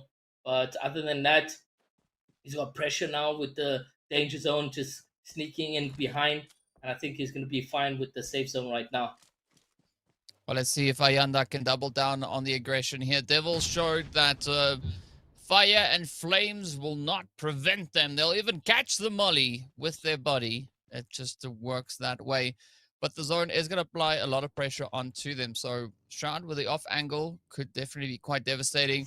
Unfortunately, though, for Ayanda, not going to be able to find anything as Devil has been picked up. We do see Sahil, of course, now just looking to thin the herd, finding head after head. We saw Mag getting taken down by Sahil earlier, so you got to give it up to Sahil. Really looking to make things a little bit more comfortable getting into those later few stages. Young Blood, though, going to try and rotate up. It is going to be Shroud in hot pursuit. We see Soulman there as well. Soulman, as we saw in the first match, securing themselves one elimination, could be presented with even more as everybody now pulls up to the party. It is going to be a showdown, and Shroud walking away with their first elimination of game number 2. But now, who will be the one to clutch it up? We still have 17 players left. We have not a lot of space remaining in this current zone. But we see Victor, I believe that is off in the distance there as they are just holding onto the edge. So very cautious gameplay here, but it makes sense, right? We are having solos, so you can't be too aggressive with the way that you rotate through here. Zetsu also in the distance trying to regain a bit of that territory, trying to get themselves resituated. But now Victor, is Victor going to be the victor or will Victor be a victim? There's Nanex as well. Come on, Nanex. What are you going to do up on the edge of the zone? On the edge of the zone. 3 eliminations though, so Nanex is doing quite well this game over here. And when you're looking at his positioning, it's not too bad, but can be quite difficult when it now has to rotate even further into that safe zone. And we're just seeing everyone, sort of next to each other when we look at that overview map. Ayanda very out of that safe zone right now. He's using rat plays to rotate. For the baby still alive over here, sitting with those 0 eliminations still. And right now at the low ground, I don't think this building is going to be accommodated. It doesn't look like it on the mini map over there. So he's just, doing nothing with those nades right now. Smoke nades going in place, but that also gives his location off if it does go out of the building. Now, when it comes down to it, 16 players will remain over here, guys. We do got winner chicken dinner for game number 1 still alive, Sahil, so he's staying consistent in terms of that leaderboard. We are seeing some other new players come in for the top 20 players, if you could call it, like players like Supreme, which finished first on that qualifying list. He's here in the end game as well. And Zetsu gets eliminated. Yanda is also part of those players that we didn't get to see last time around. He picks up his first elimination right now on Zetsu. Zetsu gets sent back to the lobby. 15 players remain. I don't know what Switch is doing, making his location known. It could be that for the babies, he was actually putting smoke grenades because there was a player in the same building as these. You just couldn't see it in that mini map right over there. Shade is still alive, 1 elimination to his name as well. But man, it's crowded in this small space where a lot of them are now going to need to rotate into the safe zone. Yeah, it's going to be quite a pressure play for a lot of players on that southern side of zone. I mean, everybody now going to try and move up into the north. As we can see, Kazan is going to be the only one currently situated up onto that northeastern side. Jelly is going to be the first one to take the plunge, is going to try and play for a position, but nobody wants to give up the cover that they've worked so hard to get themselves situated in. Supreme, though, is going knocking on the door here. Jelly trying to find a little bit of an off-angle approach. The molly's now starting to fly on up. Young Blood rotating through, so quite a bit of noise being made. But now, Jetty quickly recovering a little bit of that health. Not quite the same as Devil that can catch it with their body, but instead the nade is going to assist that health bar to go even further down. Now, for the babies getting picked up there as Switch locks in the shot. Oh, that is getting scary close. Jelly trying everything, but gets caught with a bandage in their hand. Out they are. Young Blood, in the meantime, is going to look to rotate up into a little bit more of a centralized positioning here. We still have 12 players remaining, and we can see the spread all across that northern side of zone. We've got Nanex there. We've got Newbie in. Young Blood now looking could maybe find themselves a bit of Victor over on the edge, but Victor is going to try and keep it nice and quiet. Doesn't want to get found out just yet, but this could be a very interesting opportunity now between Victor and Young Blood. Could be indeed, and it does look like a couple shots taken here at the vehicle. Youngblood looking to disengage completely from the area. And in the open he goes, and damage is being taken, and he is going to get eliminated, and it is going to be Victor who's going to do exactly that right over there. 10 players, the top 10 players for game number 2 are now standing here, and slowly we'll be noticing who will be the last remaining players. Sahil at distance over there in the scope of Oof. Nanix right now, but massive damage here for Nanix. I think Victor was responsible for that. Supreme managing to take out Morsha over there, and we're seeing slowly these players coming down to bare minimum, and we're going to be fighting for that winner chicken dinner in no time. It is Shroud over here who's stayed in this position for the longest time, and I think good Rito's position that he found himself in. And Switch going down to Shady. Shady has also been quite active this time around here, DK. We're seeing his name pop up quite a bit over there. Kaizeno, 4 eliminations, second most eliminations here in the game. We've got Newbies, Shady, Supreme in distance over there. Kaizeno can just comfortably rotate with the vehicle at hand and get himself into the safe zone. Needs to be careful with players around him though. We got Shroud just right over there. We've got Newbie rotating in a vehicle and going directly to where Kaizeno is. And what could this mean? I thought maybe we're going to see an accident coming to play, but it doesn't look like he pushed forward. And right now, Newbie playing quite noobish and just going in the open, going up against Nanix right now. What does this mean for him? Will he get some shots on it? It does look like Nanix is at a more of an advantage in terms of shooting his opponent and getting that elimination. It is the fourth elim that he finds himself with, using his utilities to heal up just before that zone starts to shrink once more and getting into that safe zone over there. Kaizono didn't get into that third party play, and I think, you know what, patience is more important here because we are getting into key zones where positioning and as well as placement points matter the most right now. But for these players, they got 20 seconds to now see exactly what it means for them, where they rotate, how they rotate, and we'll see that coming to play very soon.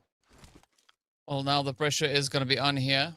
What can Kazan do with their position all the way up towards the north? Danex also securing themselves a personal best so far in today's matches, going through with those 4 eliminations, one more than what we saw in match number 1. Supreme also going to try and find a little bit of an entry point into that zone. Sahil, the victor of the first match, is going to be super low on health. And speaking about Victor, finding Nanix there, so a quick abrupt end coming through. Sahil though managing to get that health patch back up again.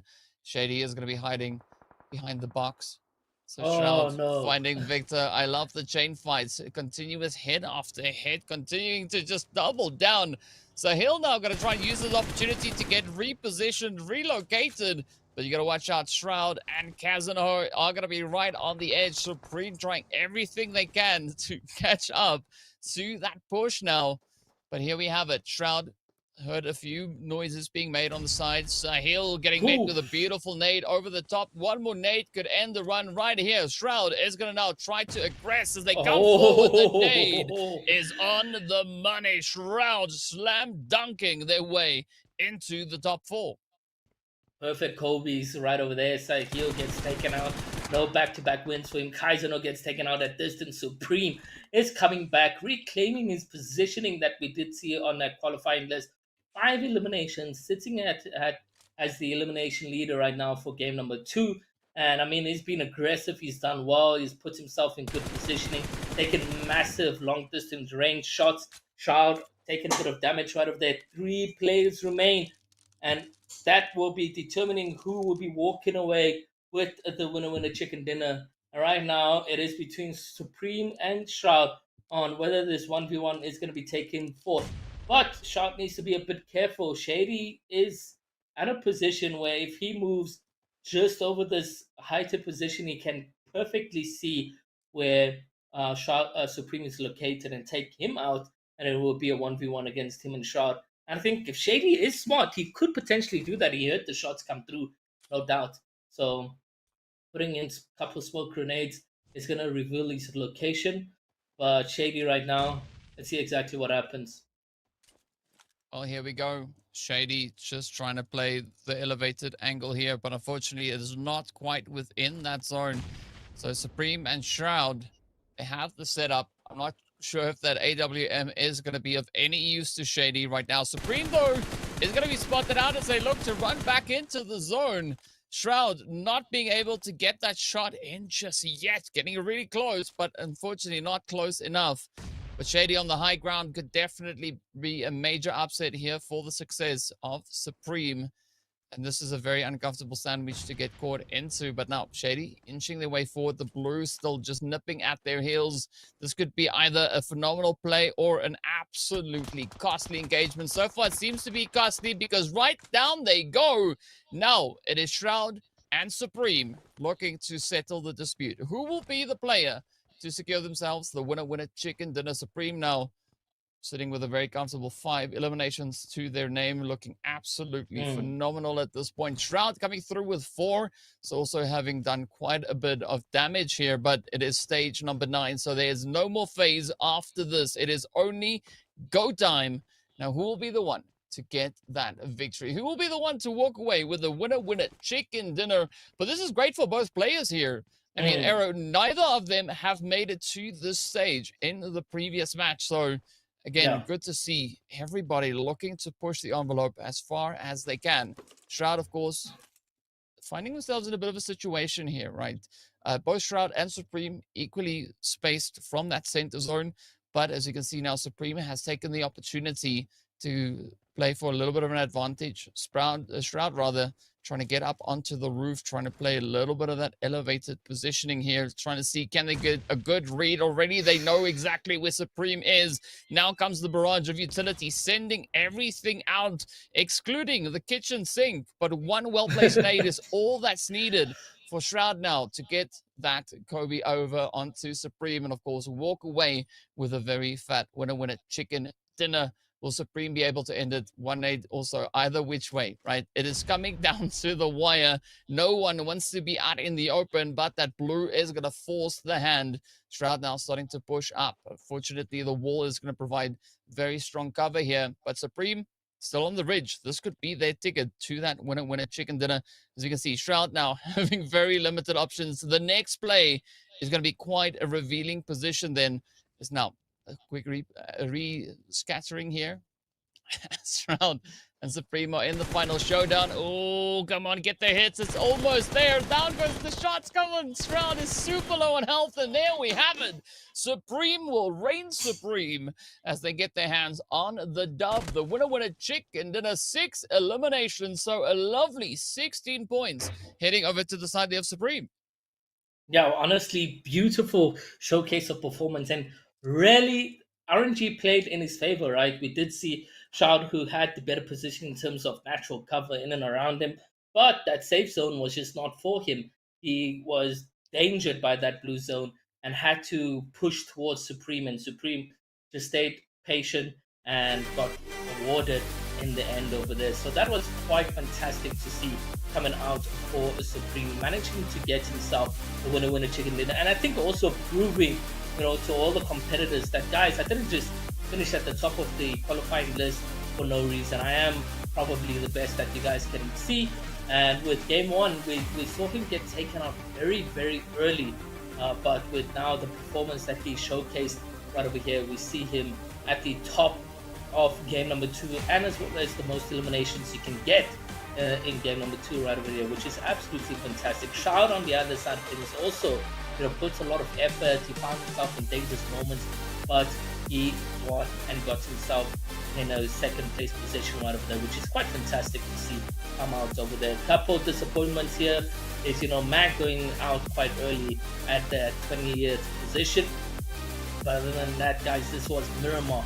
It was a fantastic place that was displayed for us throughout the entire game, and shout out to the production for showing as much as they could right over here. But DK, any last words for you for that game? No, I just saw a funny way to say what happened at the end of the game in the chat.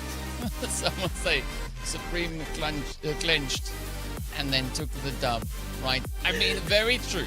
Very, very true statement to make. That is, yeah, I couldn't have said it better myself. So, yeah, well done on that one, Zero. But it's exciting to see that the players who dominated in match number 1 are not necessarily the players that dominate in game number 2. So it's going to be a pretty tough play, especially heading into match number 3. Of course, we are heading into Sanok, which is much smaller than what we've just had. So you get brutally punished if you make any mistakes. So the pressure is going to be on, but there's also an opportunity for a very dominating performance to come through.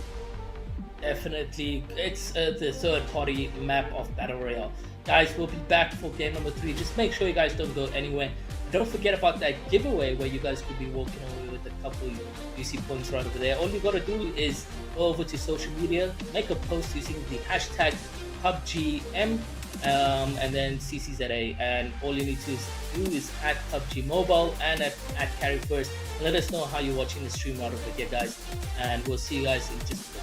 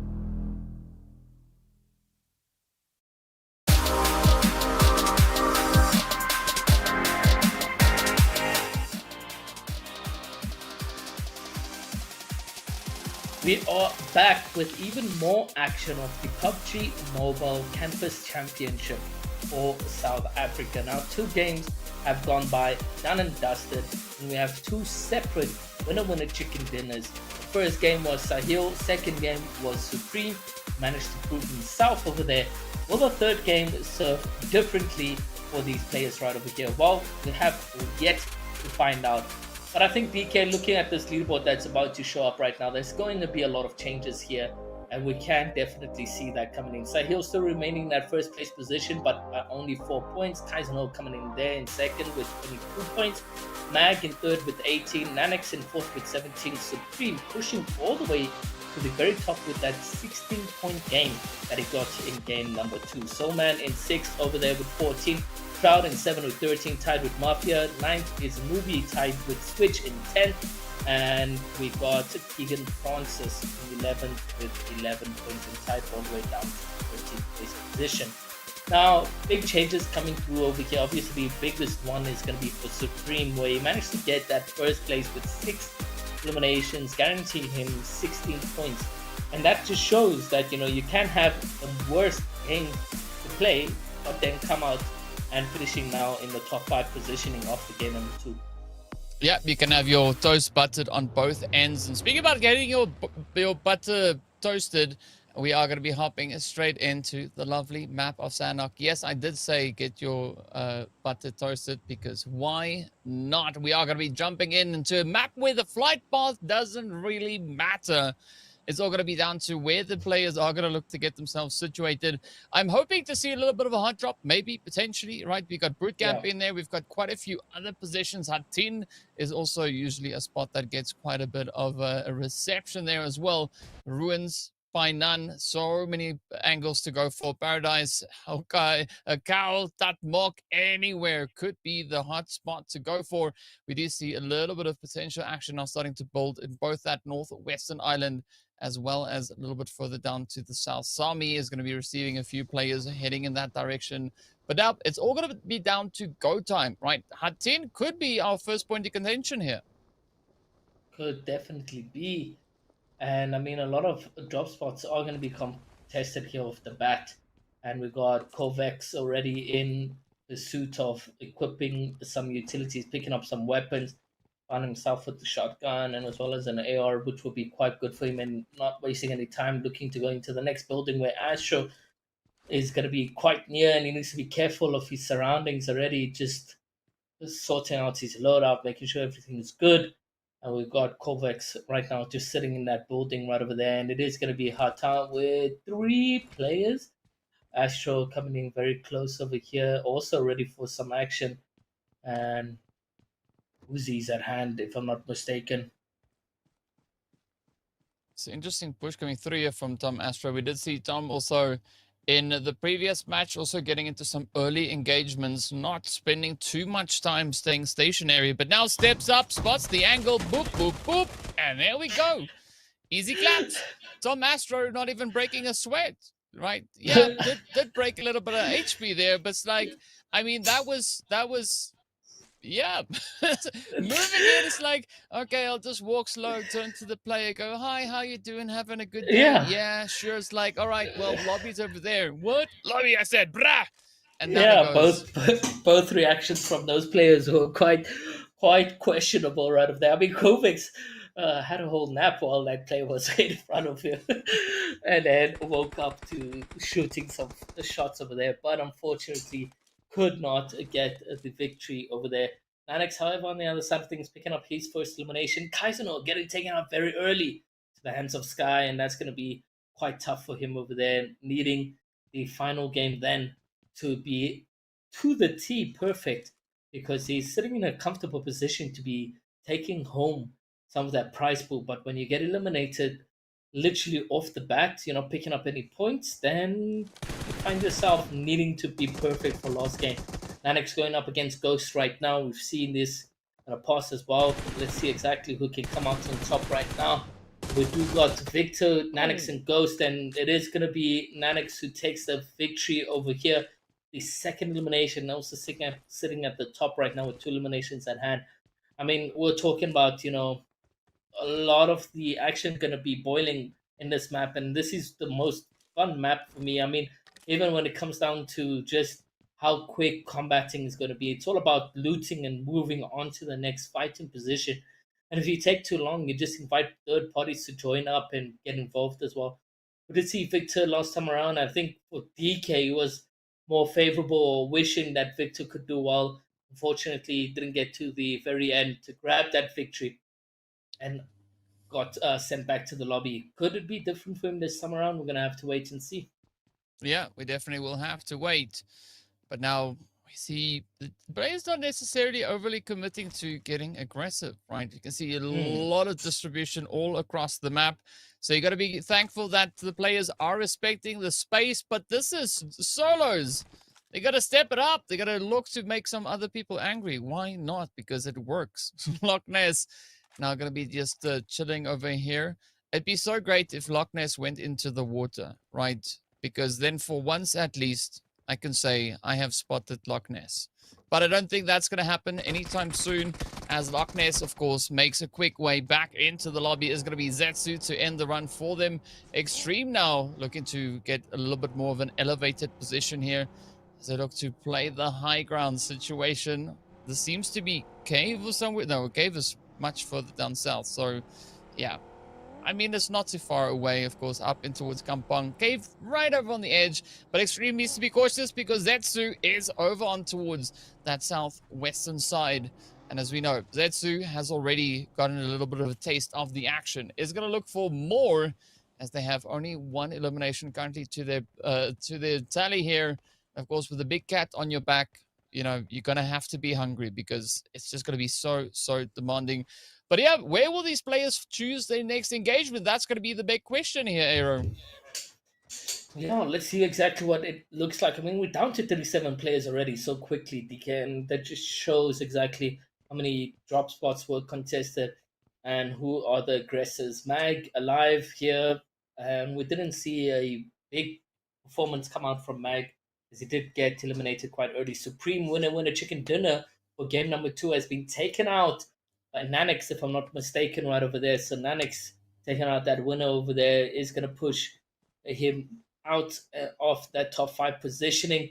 We'll see what that means for the last final game of Irango. We also did see Supreme and Irango get taken out quite early, and Namix gets eliminated by Victor. So much happening in that kill feed right there. Three Sky just sitting outside Camp Bravo.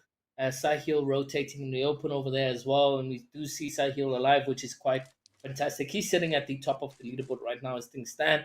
Deadshot taking out King Spa. And Victor with one elimination in hand, he's quite happy just looting that body in which he just picked up that elimination of Nanit.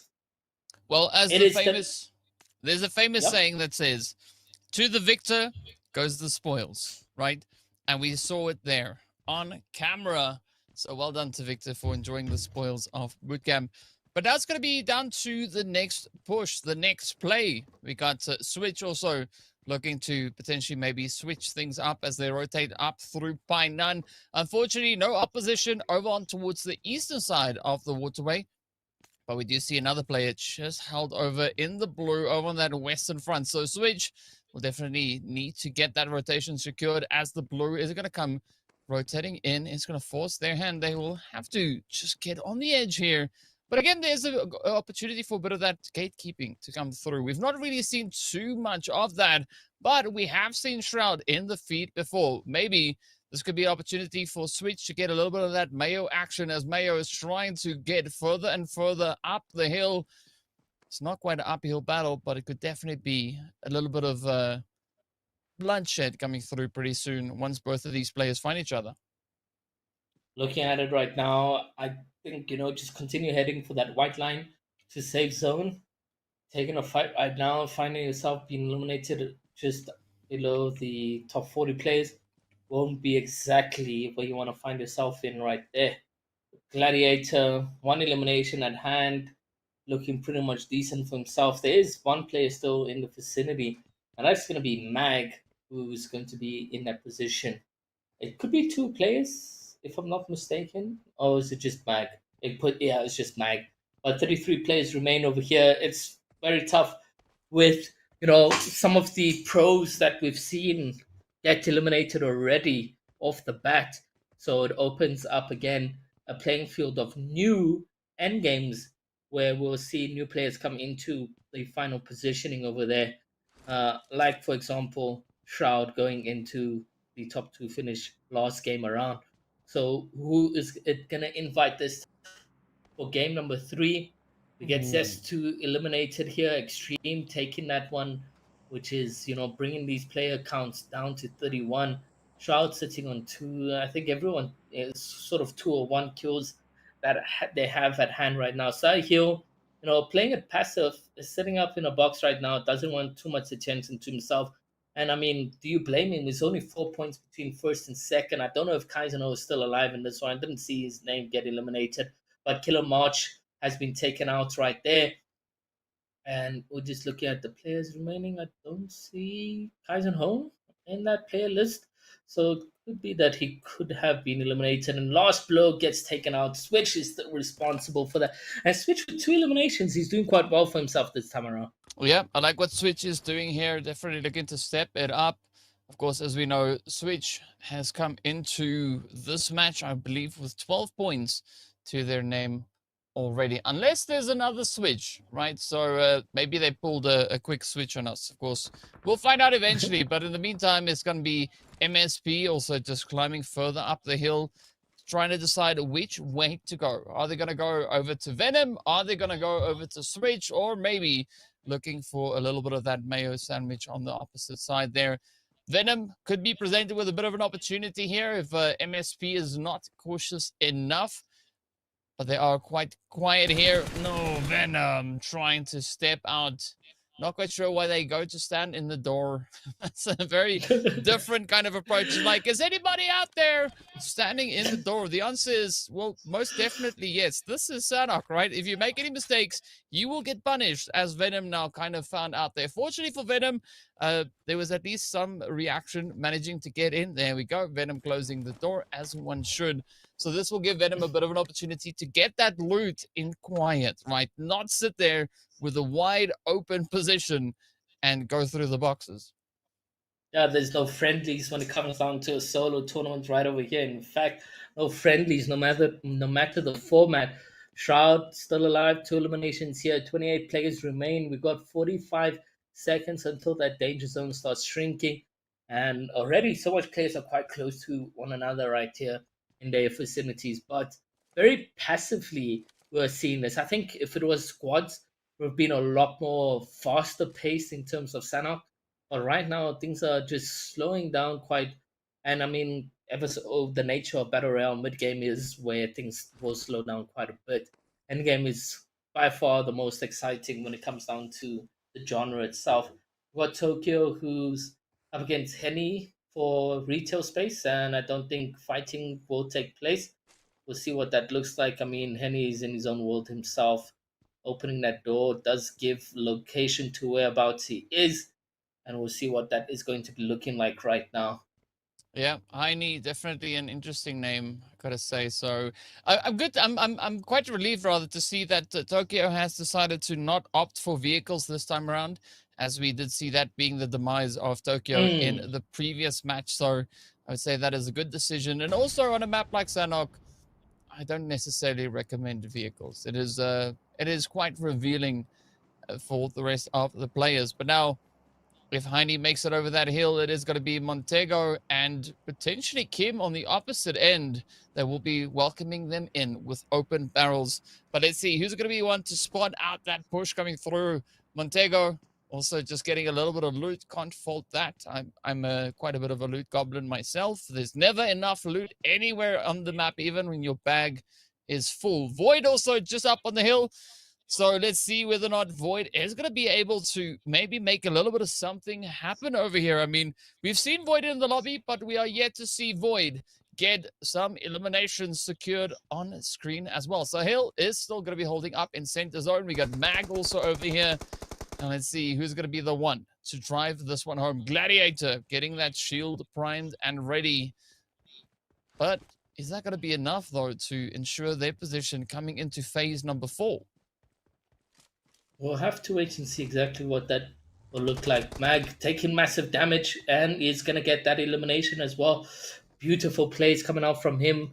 21 players remaining. Young blood in a building right here. It doesn't look like too much contention coming out. Victor is going to get eliminated. Deadshot responsible for that. And we're seeing these players, drop like flies. Montego goes out, and that is going to be Kim. And we've got 4 eliminations to Deadshot. Hello? You've woken up after 2 games. Sitting at 4 eliminations is quite an achievement right over here in Sanok. Mag rotating out into the safe zone. Extreme as well, doing the same. And you can see just potential positioning here for Extreme, just to hug that blue zone and wait for it to shrink. So he's not going to be going in as everyone else finds retail space in the safe zones right now. And when we look at it, Shady's also quite close to him. Mag just goes in deeper than the rest. And we got Leopard still alive, Sahil still alive. So he's quite happy with that, picking up some placement points overall. And for the babies in this position, we did see him get taken out quite early last game around as well, about a top 20. And he finds himself yet again in that same position. Well, here we go with the rotate coming up. For the babies is going to be looking to leg it into that zone. I mean, this is not a bad setup to go for. Looking to find yourself on a bit of that elevated positioning here, especially with Shroud, a few others just up ahead. It is going to be Switch coming in right behind for the babies. Oh, so you got to be careful, because this could be quite detrimental, as Switch has already spotted it. There we go. The nade is in. The Elam is up. And there we have it, down to 17. Sahil off in the distance there. Shroud right over here. So Switch so far doing a really good job. 3 eliminations up and 300 damage on the dot. Extreme, though, is going to find Shady in the feed. It is going to be Leopard also now looking to rotate up as well. So the players will start to converge and just get themselves up close and impersonal, as Headshot goes down. Oh, goodness. Had 4 eliminations up. Was looking so good. But then, of course, well, Sanok happened. Meggy also going to be trying to play a little bit of that surprise angle. Siabonga getting ready for a little bit of something here as well. But will Siabonga be able to secure elimination? We'll have to wait and see exactly what that's going to be looking like. He's playing on the line of zones, so just getting in zone by zone, trying to stay away from everyone in terms of fighting capability. Switch on the other side of things also doing the same right here. You can see majority of the players are just hugging the outside zone and not pushing inwards. We got a couple of people that have found a retail space earlier on, have been there for some stages, so they've comfortably found themselves in good positioning. Mafia just being alert, Soulman knows he's there and almost threw a grenade into his positioning. But I think he's quite comfortable with the way things are standing. 13 players remain. And I mean, you blinked, you missed out on a lot of the action that did go down this game here in Sanok, where it is the third of the 4 games that is being played today, guys. So we got one more game, and that means we're going to go back to Erangel for the final game. Mag gets taken out by Meggy, and Sahil takes out Venom. Sahil is doing quite well, I have to say. He's been consistent throughout the 3 games. Even if it isn't eliminations, it is, getting into good positioning that guarantees him some placement points. And with the performance he displayed in game number 1, it did give him a huge advantage. Siabonga, unfortunately, will not be getting that elimination at hand, as Meggy is going to pick up that kill over there. We got MSP and Shroud in the distance over here, switching an awkward position. I mean, he's surrounded by a couple of players to the left, to the right, and he's not in the safe zone, so it's going to be quite tough to see exactly how will he be able to make that rotate. Will he do it successfully? We'll have to wait and see. Shroud on the other side, I think good position for himself, but not for long, as the stage is going to be shrinking once more, and we'll see exactly where that safe zone is going to relocate to. But 10 players now remain, and we've got Switch going out over here. Sharp, perfect opportunity for damage, has the grenade at hand, goes outside with his home and doesn't look where, or if there is going to be concession in and around. Gets 61 damage, quite successful Kobe throw over there, and going in for another one. Does he connect? Does he get Switch out of this? And he does! Beautiful grenade thrown at a Switch over there, and both of them connecting for a elimination over there. Picking up his third one, second top most eliminations right over here for the game. We've got 18 seconds until the stage is completely shrink, and we'll see where relocation is going to be taking place. But 9 players remain. Mafia here in a good position as well.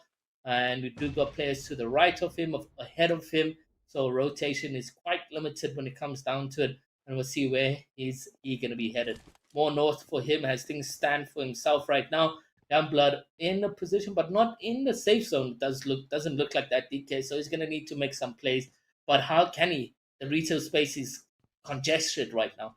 Yeah, we did see a little bit of that MG3 play coming in as well. So that could be a few warning signs to the rest of the lobby. You got to watch out. There's someone with a big monster out on the battlefield. But now it's going to be Youngblood looking to be a monster here. Sending out quite a few utilities. They've heard the footsteps there from Sahil. Mafia also trying to inch their way closer and closer to that zone. Kim very cautious on the very edge. Doesn't want to overextend just yet. Meggy also going to be just hugging this hill. Doesn't want to get themselves exposed just yet. But MSP is going to be spotting out a Youngblood as the spray comes through and down they go. An easy pickup. 4 eliminations now. Sitting quite comfortably here for MSP. Currently leading the charge on that aggression front. Now, Meggy needs to be quite cautious, especially with MSP moving up. Spots the opportunity. It's going to be iron sights, though, pretty much, right? The Hollow not bringing in too much of an opportunity here. It is quite difficult to hit at that range with the MG3. But let's see. Can Meggy make the magic happen? Of course, Stolman and the rest of the team, the rest of the lobby are on towards that eastern side. This reload is going to take about 5 minutes, so a very bold move being made here by Meggy. Whoop, there we go. 5 minutes has passed. In case you missed it, just pause and replay again. It is really, really sped up. Not really. Now it's going to be Mafia, Sahil, and the rest of the lobby. The final 7 players left to fight it out for the winner chicken dinner. Kim, oh, if Mafia spots you, I am so sorry, but that is going to be a quick ticket, potentially right back into the lobby. Soulman also keeping it nice and quiet. I mean, Soulman has also been quite consistent, right? Currently coming in with 14 points into this lobby, so there is an opportunity. Mafia just trailing by 1 point behind that, but can Mafia secure the necessary points, the necessary eliminations? Of course, if you can make it past the top 5, you are going to be quite happy, but who will be the ones blessed with that? Well, we're going to have to wait and see. I like that Shroud has been alive in here. Sahil does get eliminated by Mafia. So unfortunate. 6 players remain. 1 more to get into that top 5 positioning finish. Kim finds himself in good position. Damage at distance, and that's Meggy who goes down. Soulman picks it up. And you're talking about consistency, and definitely consistent it has been. Mafia is quite low on HP, so if he gets pressured to move out of his house, over here is going to be getting eliminated, and there's some flame that could potentially take him out over there, and that is going to be beautifully calculated by Soulman, who picks up his 4th elimination. MSP takes out Shroud, who finished 2nd last time around. Unfortunately, he finishes 4th. MSP is responsible for that. Do got Kim, MSP, and Soulman here, guys, for a 3-way finish for winner chicken dinner. A couple damages at distance here from Kim, but just moving behind that tree. And we're seeing this being 15 seconds on that zone over there. A couple damages already by the zone presented here by Kim. The smoke grenade not placed down yet. Soulman can take advantage of this. Who's going to win the 1v1 battle between Soulman and Kim? Left, right. It's Soulman, and good damage coming out over there. But Kim could potentially win this with positioning, and he does. But quite low on HP. This could be a perfect opportunity for MSP to take that. And he does take advantage of it, going through with his first winner chicken dinner and 6 eliminations, guaranteeing him 16 points on that leaderboard. Kim in 2nd place with 2 eliminations, and we got Soulman in 3rd place with 4 eliminations. That was a good 3-way finish. Kim and Soulman were at it on that 1v1 situation, but unfortunately for Soulman, he did meet the dust and finished the 3rd over there. But still, he did quite well. I think he played that one quite fantastic, find himself in the top 3 finish. But nonetheless, MSP, 6 eliminations, quite fantastic. Winner chicken dinner there for him. We've had 3 different winners. there's good storytelling to a solo tournament. There's not that one player that stands out, abusing his talents and walking with 16-point games every game. So right now things are looking quite even, and I think going into that final one, it does give us a story to tell because the points are so close to one another. And I think after this game, we will see exactly what that leaderboard is going to be looking like. But that was a beautiful game. Sanok looked competitive, and I enjoyed that one right over there, DK. Yeah, it was quite exciting, but seems there's a new ruling that has been made. You will not be allowed more than 6 eliminations with the winner chicken dinner, right? Game number 1, chicken, 6 elims. Game number 2, 6. Game number 3, 6. So I guess that's the new thing, right? You just have to settle for 16 points, and that's going to be anything. Well, that's the only thing that you'll be getting. But I think the big question is, of course, is match 4 going to be any different? The last match right here, the big decider, will the winner get more than 6 eliminations? That's the big question. Well, what I've seen in Battle Royale is the last game, everyone does go out guns blazing except for the left side of the leaderboard because they know they're still in contention for that prize pool. So we could have someone on the right side of the leaderboard who's going to be throwing out everything because they outside of that contention for prize pool, and they would then need the kill points as well as a winner chicken dinner to go in for some Hail Mary. But yeah, 6 kills seems to be the new rule right over here, guys. We're going to take a little bit of a short break, but I want you guys to go and fetch your family, friends, and supporters for these PUBG mobile players. It is the Campus Championship here in South Africa, guys, and we're going into the final game of the grand finale to determine who'll be walking away with the share of 20,000 Rand prize pool. You don't want to miss it. You want to be here, so make sure you guys go and grab your snacks as we take this short break.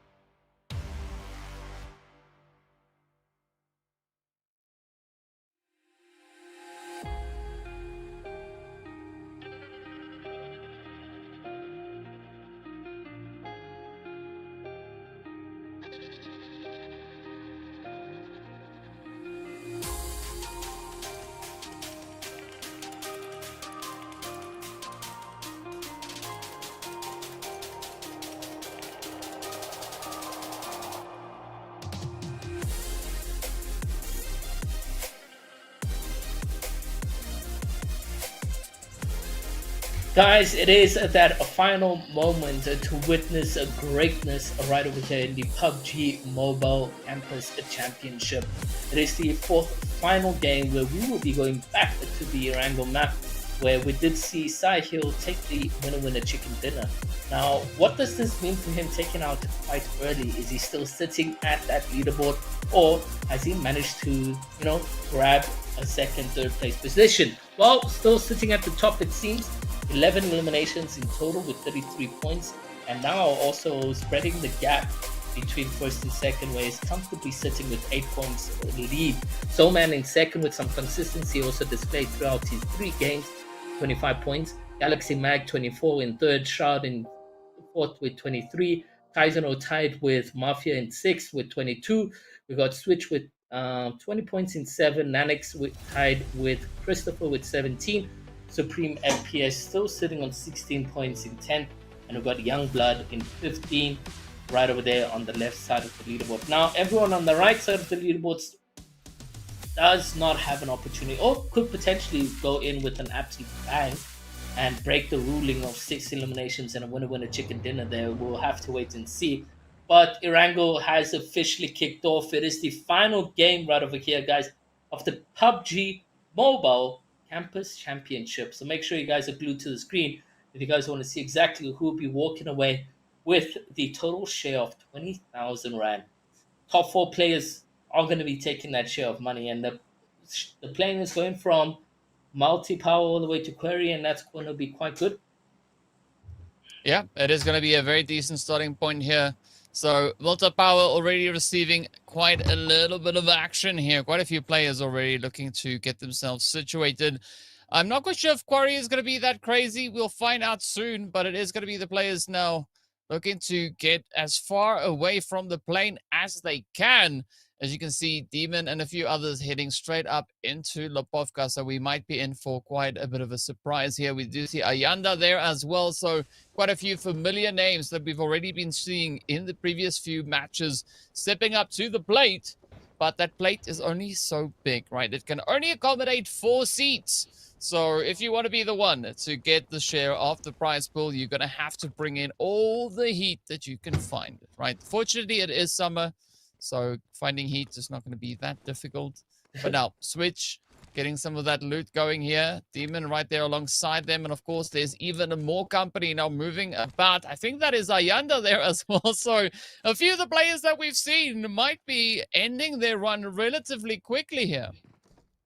Yeah, so unfortunate. But looking here, DK, I mean, do you see Sahil taking first place?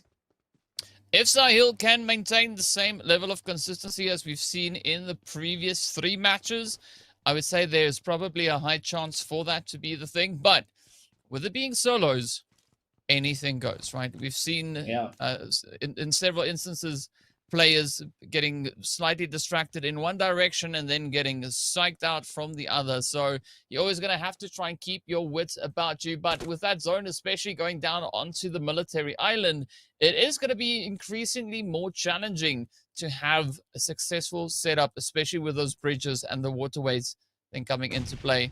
Ooh, a little bit of an overcook coming through here from Mafia. Fortunately, Chef Ramsey is not here, so we'll let that one slide.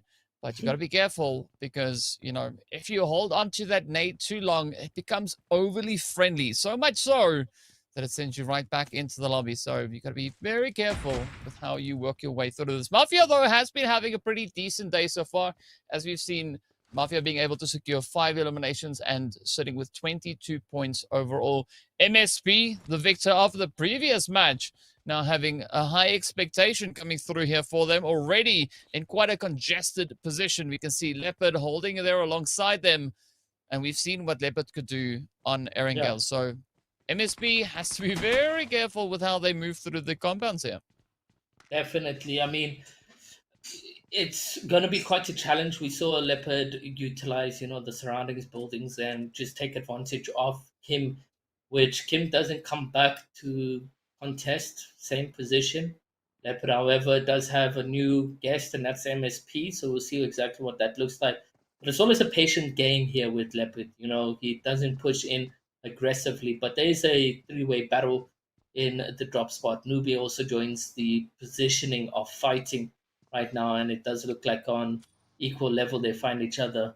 Newbie does know Leopard's in the other building, and so does Leopard know that Newbie's there because they did get to see that MSP takes vehicle and disengages completely from that over there. Gladiator taken out by Rutgut, and we're down to 43 players. 5 players have been sent back to the lobby already here in the final game right now. But for the likes of Leopard, it's all about patient game, waiting for the perfect opportunity coming. Rutgut picking up his second elimination right over there, which is quite fantastic. We got Deadshot right over here on the other end to the pan. It doesn't connect the shot. Yeah, I mean that could have been a headshot or a dead shot. Could have been either, right?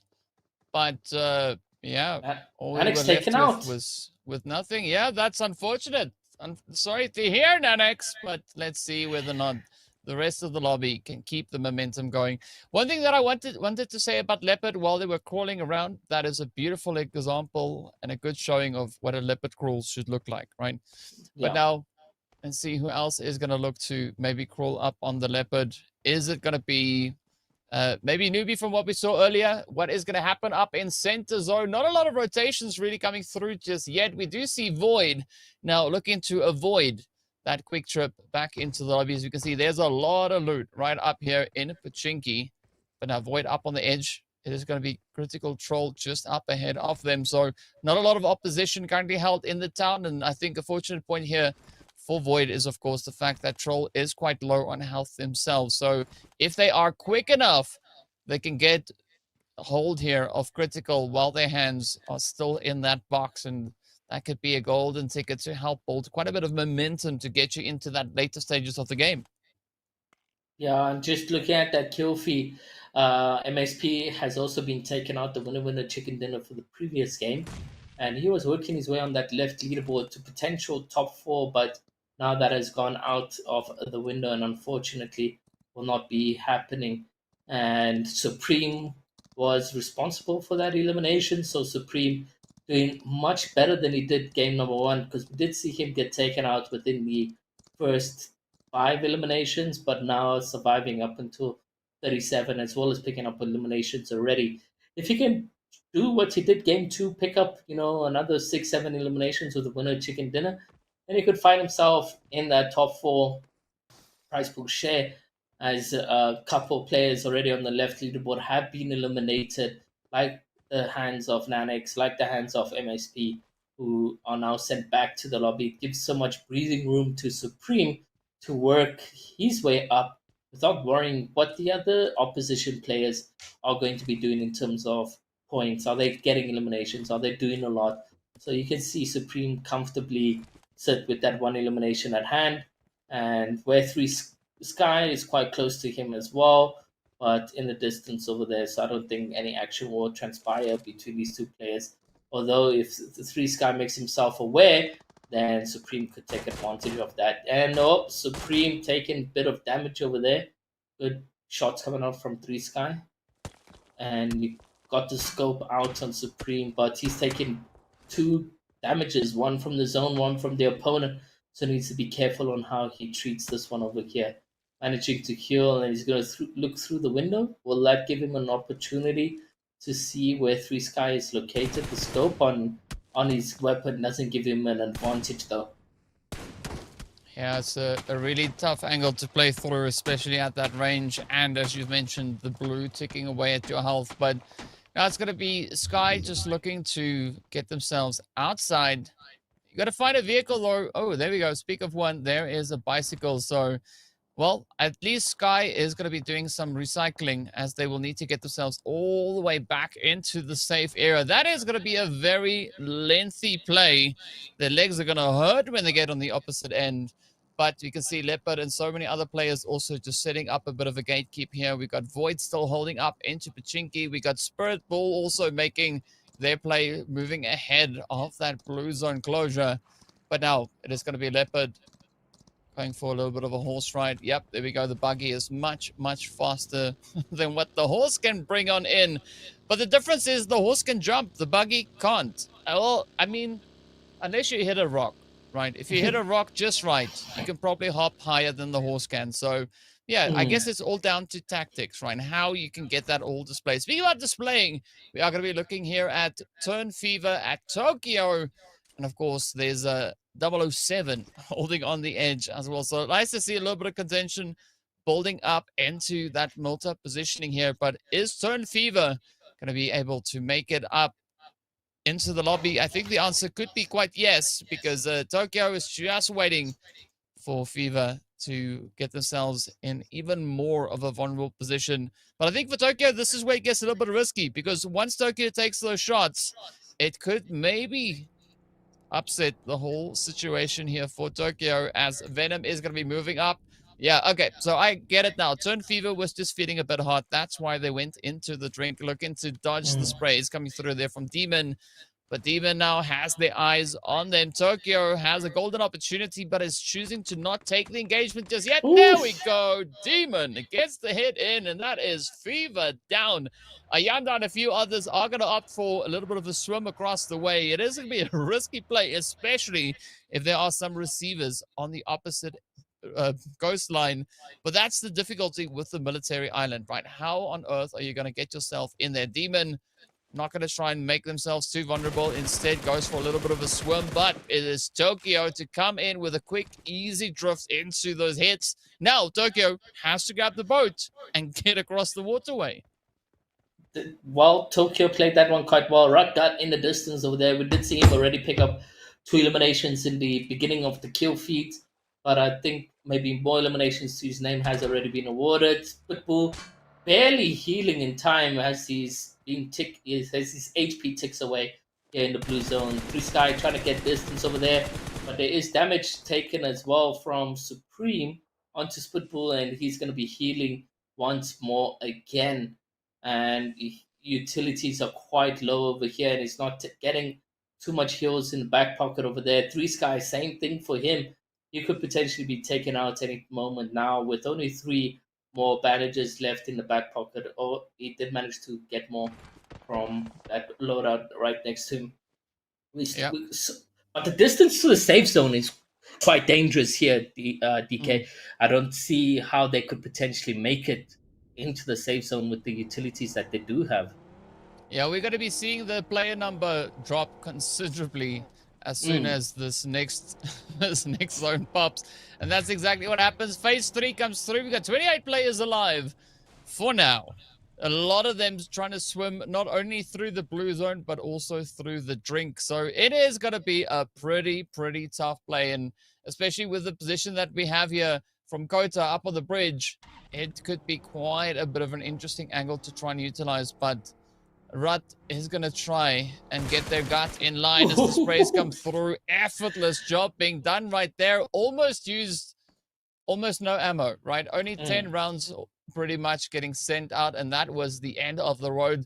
We do see Corvex also just on the side. Mafia starting to fall. That is already 4 players down. One of them, we know, fell down because of lead poisoning. But now it is going to be crazy getting hit as Soulman starts to double down. Ooh, for the babies goes down as well. Void getting an elimination in.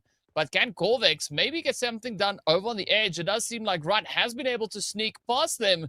So this would be Corvex now just all on their own up towards the northern side of zone.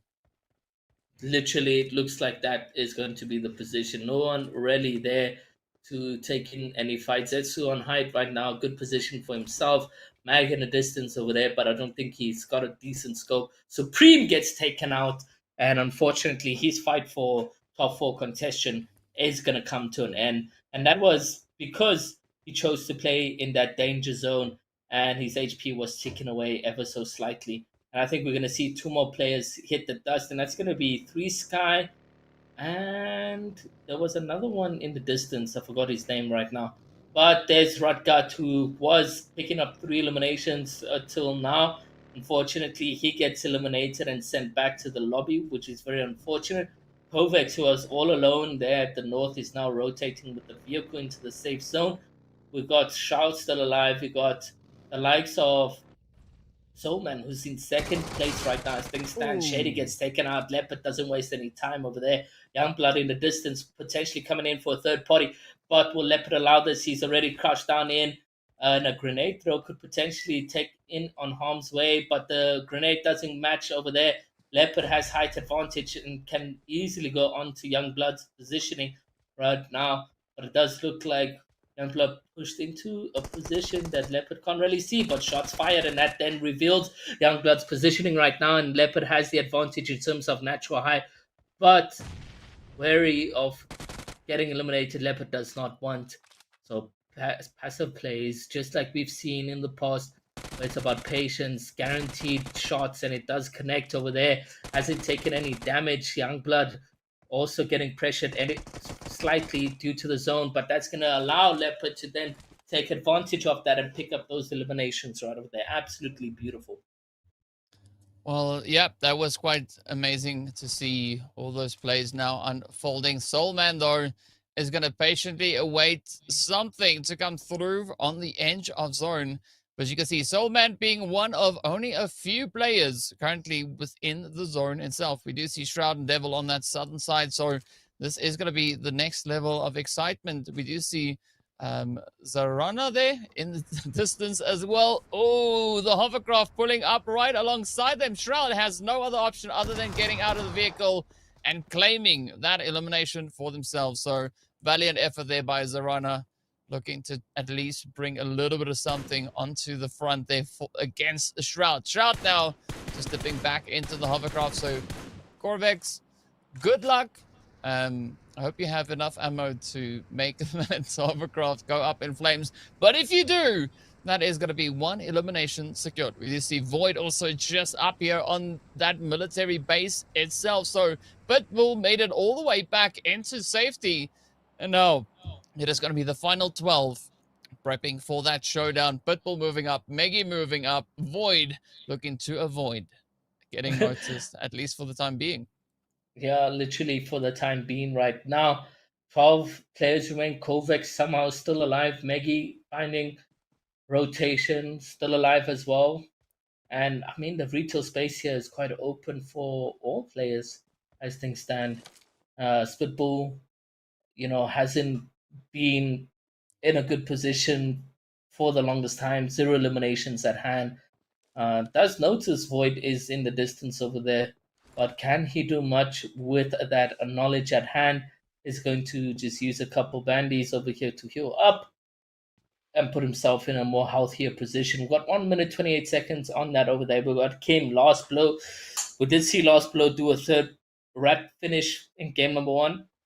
We could potentially do the same here in game number 4. And, to the lone warriors out there in the PUBG mobile community, I'm sure you guys are rooting for Last Blow because of the format or strategy it does display when it comes down to the game right now. Void sitting comfortably right now on his situation over there. And I don't see Sahil still alive. I did not see the kill feed, or did you announce that he passed away in the game? Yeah, you gotta specify with a lot of detail here. It's like Sahil didn't make it into the zone. I don't really know where Sahil is right now, right? For the life of me, I can't really recall. All right, so Sahil, we have received confirmation in-game. Sahil is no longer in the match, right? Yes. Yes. Other than that, Sahil is perfectly fine. I believe so, right? We have faith in you, Sahil. You can do it. But not in this game, because it is done for now, right? So Sahil tried everything they could. It is going to be Corvex slowly getting run over here. I mean, Last Blow, not necessarily getting too aggressive here, but the blue does get the final blow in Last Blow as they run out of health. Now, it's going to be Zetsu on the edge here as well. There we have the list of all our remaining players. You can see Meggy, Zetsu, Soulman, Pitbull. We've got Leopard, Shroud, Void, and Devil. So everybody, all 8 of them, gonna look to now have this whole situation settled. Right. Only one of them can walk away with that winner chicken dinner. Do we have anybody that has close to 6 eliminations? Because if they do, based on what we've seen so far, there's a high probability chance that they could be the one to maybe get the chicken. So Leopard, I Leopard mean, yeah, closest. it might be. Might be. But in all honesty, I think like Solman's butt clinching this moment right over here. I mean, he's sitting in second place as it stands. Sahil's out of this one. Just a winner chicken dinner gets him 10 points right over there. And it could be more than enough to surpass Sahil. He does have one elimination at hand. To get the winner chicken dinner, we would need another elimination. So you could finish this off with a 12-point win. And the gap between him and Sahil was only 8 points. So this could be enough for him to sort of come through with a clutch moment, because the difference between first and second in terms of prize pool, guys, first gets 10,000 Rand, second gets 5,000 Rand. That's a whole other 5,000 Rand awarded to you in this final moment, with Shroud dangling on literally a hairline of HP. If he gets blown at, tickled at, he's going to get himself eliminated. Leopard not taking advantage of that. Shroud managing to heal quite significantly, quite well. Void has been in the same position forever. So has Pitbull and Maggie as well. They've been in the same position over there. Zetsu in a position of reloading, looking at distance. Shroud over there. We've got Devil still alive quite well for all of these players. But 1 minute 17 seconds on the clock over here, guys. And the stage will be shrinking ever so more. And I did say that the last game was going to see guns blazing, right? You know, everyone sacrificing their final moments over here, because you know what, I haven't done too well here in the campus championship. Let me try go out with a bang, and we've seen it. I mean, Rutgut already picking up 3 eliminations so early on. He was taken out at some point as well.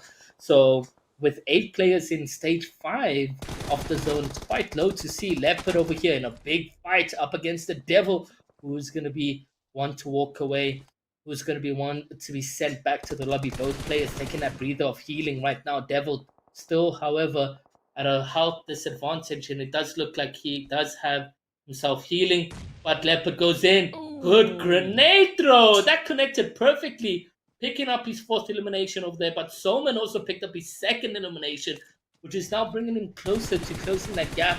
Shouting distance over there, careful for Leopard, as he might be the one to take the ruling of 6 kills and a winner chicken dinner. Yeah, but I mean, this is a very important situation here now for both Shroud and Solman, because those are realistically the 2 players that have the highest chance to reclaim the top position, right? To go for that winner chicken dinner. Leopard, if Leopard gets the winner chicken dinner, that's just going to be bragging rights currently, because looking at the point situation that we have here, I'm not quite sure where Leopard is situated with regards to that top 22 that we had coming through here, right? So there is at least still a level of expectation here, and of course, you know, we look forward to seeing who will be the one to close it out. Shroud, though, is going to get shot, as it is going to be Soulman to end the run right here for them. We are down to our final 4, so we can see Soulman and Leopard holding on this at least southern side of the zone. The other 2 players are, of course, situated up in towards the north. And as we know, only one will be allowed to move forward. Maggie also, I would say, Maggie rather, having a pretty decent opportunity to maybe get something happening here. Maggie coming into this match with 14 points up. So if Maggie wants to get into that prize-winning positions, there will definitely have to be a winner chicken dinner to come through. Void also going to be trying everything they can to lock it in, but again, Void in a rather difficult position, right? They can play for the bragging rights of getting the final victory in this match here today, but is it going to be enough to ensure a slot within the top 4, right? It is down to the wire. 2 players have a really good chance to do it, or rather 1 player now. That is going to be Solman, and the rest of the players actually have quite a bit of control as to what the outcome of this match will be. Literally, I mean, like right now, for Sahil, if he's spectating the stream right now, he's literally hoping that it's a Void, it's Maggie, it's, you know, Leopard taking the winner chicken dinner here, because I think, you know, someone has secured enough points in the back pocket over there. If Void looks to his left, he could pick up himself an elimination and finish in the top three position. But he's just been focused on that bunker for the longest time, and nothing has transpired from that bunker whatsoever. But to his left is Meggy in the open, and he Yeah. hasn't looked in that position at all. Two eliminations to his name, and right now things is pretty much on a stand still as we're waiting for the zone to shrink or the stage to shrink, and we'll see what that will be looking like. Solman, Leopard, Void, Maggie, and we're seeing what this will look like for the final positioning. But I'm hoping, Solman has been consistent throughout. He showcased some good play styles, and I think, finding himself here in a fighting position for winning is going to be absolutely beautiful. But here's the opportunity for Void to take some damage onto Maggie, and it does come through, but he needs to not get into that safe zone and need to be careful of his surroundings because those shots definitely do open your location on the opposition. But top three players now remain, and I think for Soman, his blood pressure has to be off the roof right now. Yeah. I mean, that's gonna be that's a crazy spot to be in. I'm surprised to see the device not shaking more, right? So yeah, Solman feeling all the pressure now mounting against them here. But I think a safe assumption to make here is that Void should definitely look to become principal, because I mean, how Void was just focused on those bunkers, making sure that there are no bunkers anywhere, right? I appreciate the discipline and the focus. Fortunately, we did see Void also get that hit up into Meggy. But it's going to be the final showdown pretty soon as the zone moves more and more now in favor of Solman. We can see Leopard approaching. Maybe going to opt for a little bit of a crawl here to get themselves into zone. Maybe not just yet, but there is sufficient ammo in the bag here for Leopard as well to still finish up this match. Not necessarily going to be looking to expend too much unnecessary ammos here. But hey, they've got a little hidey hole. Now they're going to try and see, can they leverage this to secure the victory? Because as we know, Solman is just hoping to spot a pixel out of place so that they can focus up, get the sprays, and get that one little step closer to having a phenomenal finish coming in here in match number 4. Yeah, I think Soman just needs to focus on Leopard's positioning. And a 1v1 situation, I don't know what that would look like with Soman up against Leopard, but with Soman up against Void, and I think he might have an advantage over there. This is the first time we've seen Void in a top 5 finish. And, Leopard, we've seen him do weird things. His movement is weird. His patience outgrows the opponent a lot of the times. He finds himself winning in positions that didn't look advantage to him. Now, Soman on the other side of things, 3 eliminations, Leopard 4 eliminations, Void only 2. So I think a 1v1 situation between Soman and Void would be more favorable for a winner-winner chicken dinner, but it all comes down to RNG. Where's the zone going to be positioned? Are we going to see someone needing to go to Leopard or Leopard going to someone? I think Leopard going to someone. Is someone just outside that safe zone? It looks like it, but he's just hugging that white line. Void also needing to rotate more inwards. And man, we are seeing open field being where the retail space is going to be located. 30 seconds for these players to make that decision. And right now, already someone going for an early rotation. Leopard also going to be joining in anytime soon. We got Void, who's going to be going in at distance. Here's someone placing his vehicle for cover, but he's also been locked only onto Void over here, which could be at a disadvantage for him because third party could potentially come in. You need to look at your back as well, Solman. There is more players besides Void in your field of view. And let's see what Void can do. At least he's got some cover in it. If he doesn't move out of space, he'll be quite comfortable with his position. On the other side of things, Leopard is praying to maybe get into a third party position and take out someone. We'll have to wait and see what this looks like. Yeah, for Solman, this is you don't want to be there, Solman. Move, because I mean, Void could get like this big grin on their face and just start putting one steady, slow hit into that vehicle, right? It's like Literally. it's like a naughty kid who said to, don't touch that, and their hand comes closer and closer and closer, because if enough damage comes into the vehicle, which it is really close to, it's going to go up in flames, and that means Solman also goes up in flames, right? So Yeah. yeah, you don't want to be there. Now, Void, of course, has been granted the opportunity to get their health back up, but Solman is still committed to staying one with this vehicle. And the scary part here is when Solman gets up and fires, we did see one or two of those shots going into the vehicle as opposed to connecting across the way. So Solman needs to be careful as they get spotted, and that is it. They get, well, their opportunity gets voided as they now are out of the lobby. It is going to be Leopard and Void for the final showdown. We do have a P90 coming in, but hey, it's not going to matter. As you can see, the M4 and the Leopard crawling their way to victory. 5 eliminations up and a chicken to boot. Absolutely amazing showing. But now comes the big question, right? Has Solman been able to do enough to catch up to Sahil with regards to the overall points? Because if you look there on the screen, we didn't see Sahil's name within the top 15 players. So that is quite stressful now, and we have to see how all those points get calculated. I mean, 7 points for a third place finish plus 3 eliminations. That's 10. We don't know how much kills Sahil picked up. We don't know where he finished. If it was in that 15th position or top 15, then he picked himself 5 points on the leaderboard, and that means he wins this by 2 points overall. And even if he did win this or come in within 16 to 25th, he wins this by 1 point or tied.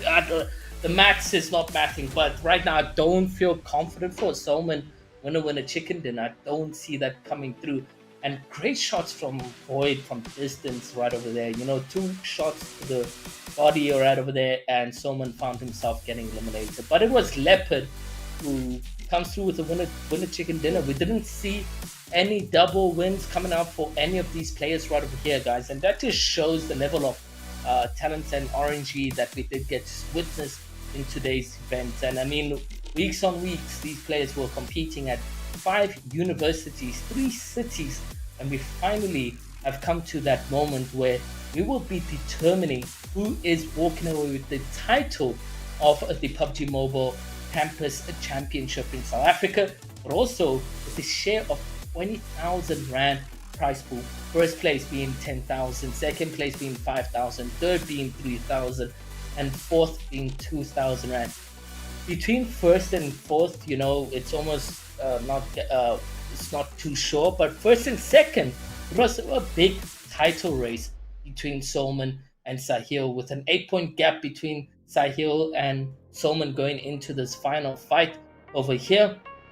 And Solman needed that winner chicken dinner to guarantee to put it in his name right now in black ink as the victor of this championship series. But with coming in third place, a lot of questions start to raise up, and a lot of maths is needed in order to see exactly what that is going to be looking like. But you know what? The leaderboard in the background is being calculated. The players are being, allocated to the right spots over there. But I think this tournament went quite flawless, and it was quite nice. I like the tournament where by the third game we don't have to now know who already won, and that was the case for this tournament over here. There wasn't a set guarantee going into the final game that hey, Sahil is walking out with all guns blazing, and he's 20 points, 30 points ahead of everyone else. We've seen PUBG games where it's just that player who consistently drops 8-10 kills in these formats, but 6 was the max every player could pick up for some reason, and that's what we got to witness here, DK. Yeah, Leopard definitely breaking the mold there, saying, you know what, I don't want 6, I'll settle for 5. So thank you so much for that one, Leopard. You just had to be unique, and we appreciate you. Thank you so much. It was very exciting to see it. But yeah, I gotta say, quite an interesting day that we've had. I mean, solos, it's also usually a lot more challenging, especially that you can't play the same tactics you would be playing if you were in a squad, because as we know, there's no res opportunity. If you get hit, that's it, right? You're done. You're out of here. And you'll have to wait for the next potential map to come on through before you can play again.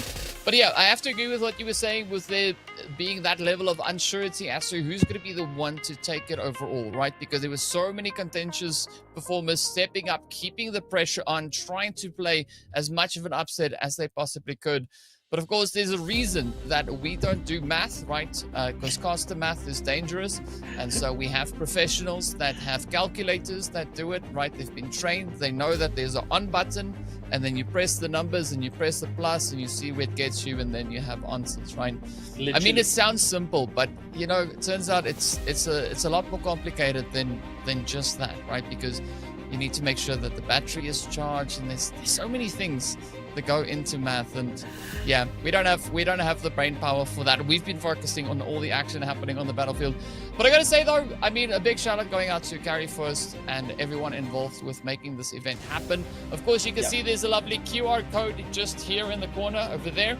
We'd also appreciate your feedback, so scan that. There's one in the description as well, and then you can provide us with a little bit of feedback regarding the event itself. So if you enjoyed all the action, which I'm sure you did, just tell them, you know, oh, it was amazing, right? Arrow with those white headphones, it looked so great. I want some of my own. Where can I get it? And then we'll just say, well, I don't even know. I don't even think Arrow knows where he got it. He's had it for so long. It was there when he came in. But you know what's coming in as well? The points, the leaderboard. Let's take a look and see who are we crowning. And the answer is Solman coming through with a glorious 2-point lead ahead of Sahil, closing the gap, catching up. Hey, and then we've got Christopher jumping all the way from 9th place up into 3rd. Welcome to the party, Christopher. And of course, we have Mag still holding on to dear life, managing to close it up in 4th place. Shroud, 1 point away. 1 point away to your prize pool money, to, you know, hawking, bragging rights, all of those things, but still finishing 5th on an overall finish over here is absolutely beautiful. Yeah, it's insane. I love the gameplay, and of course we can see some pretty good points being brought onto the board as well. I love the solo showdowns. I mean, it's always so exciting to see all these upsets. We saw players from the same squad going toe to toe, right? We saw a little bit of that up in Sanok with the C9 bumping heads there. It was Nanex and another player, I can't remember the exact name, but we saw so many exciting clashes coming in all across the way.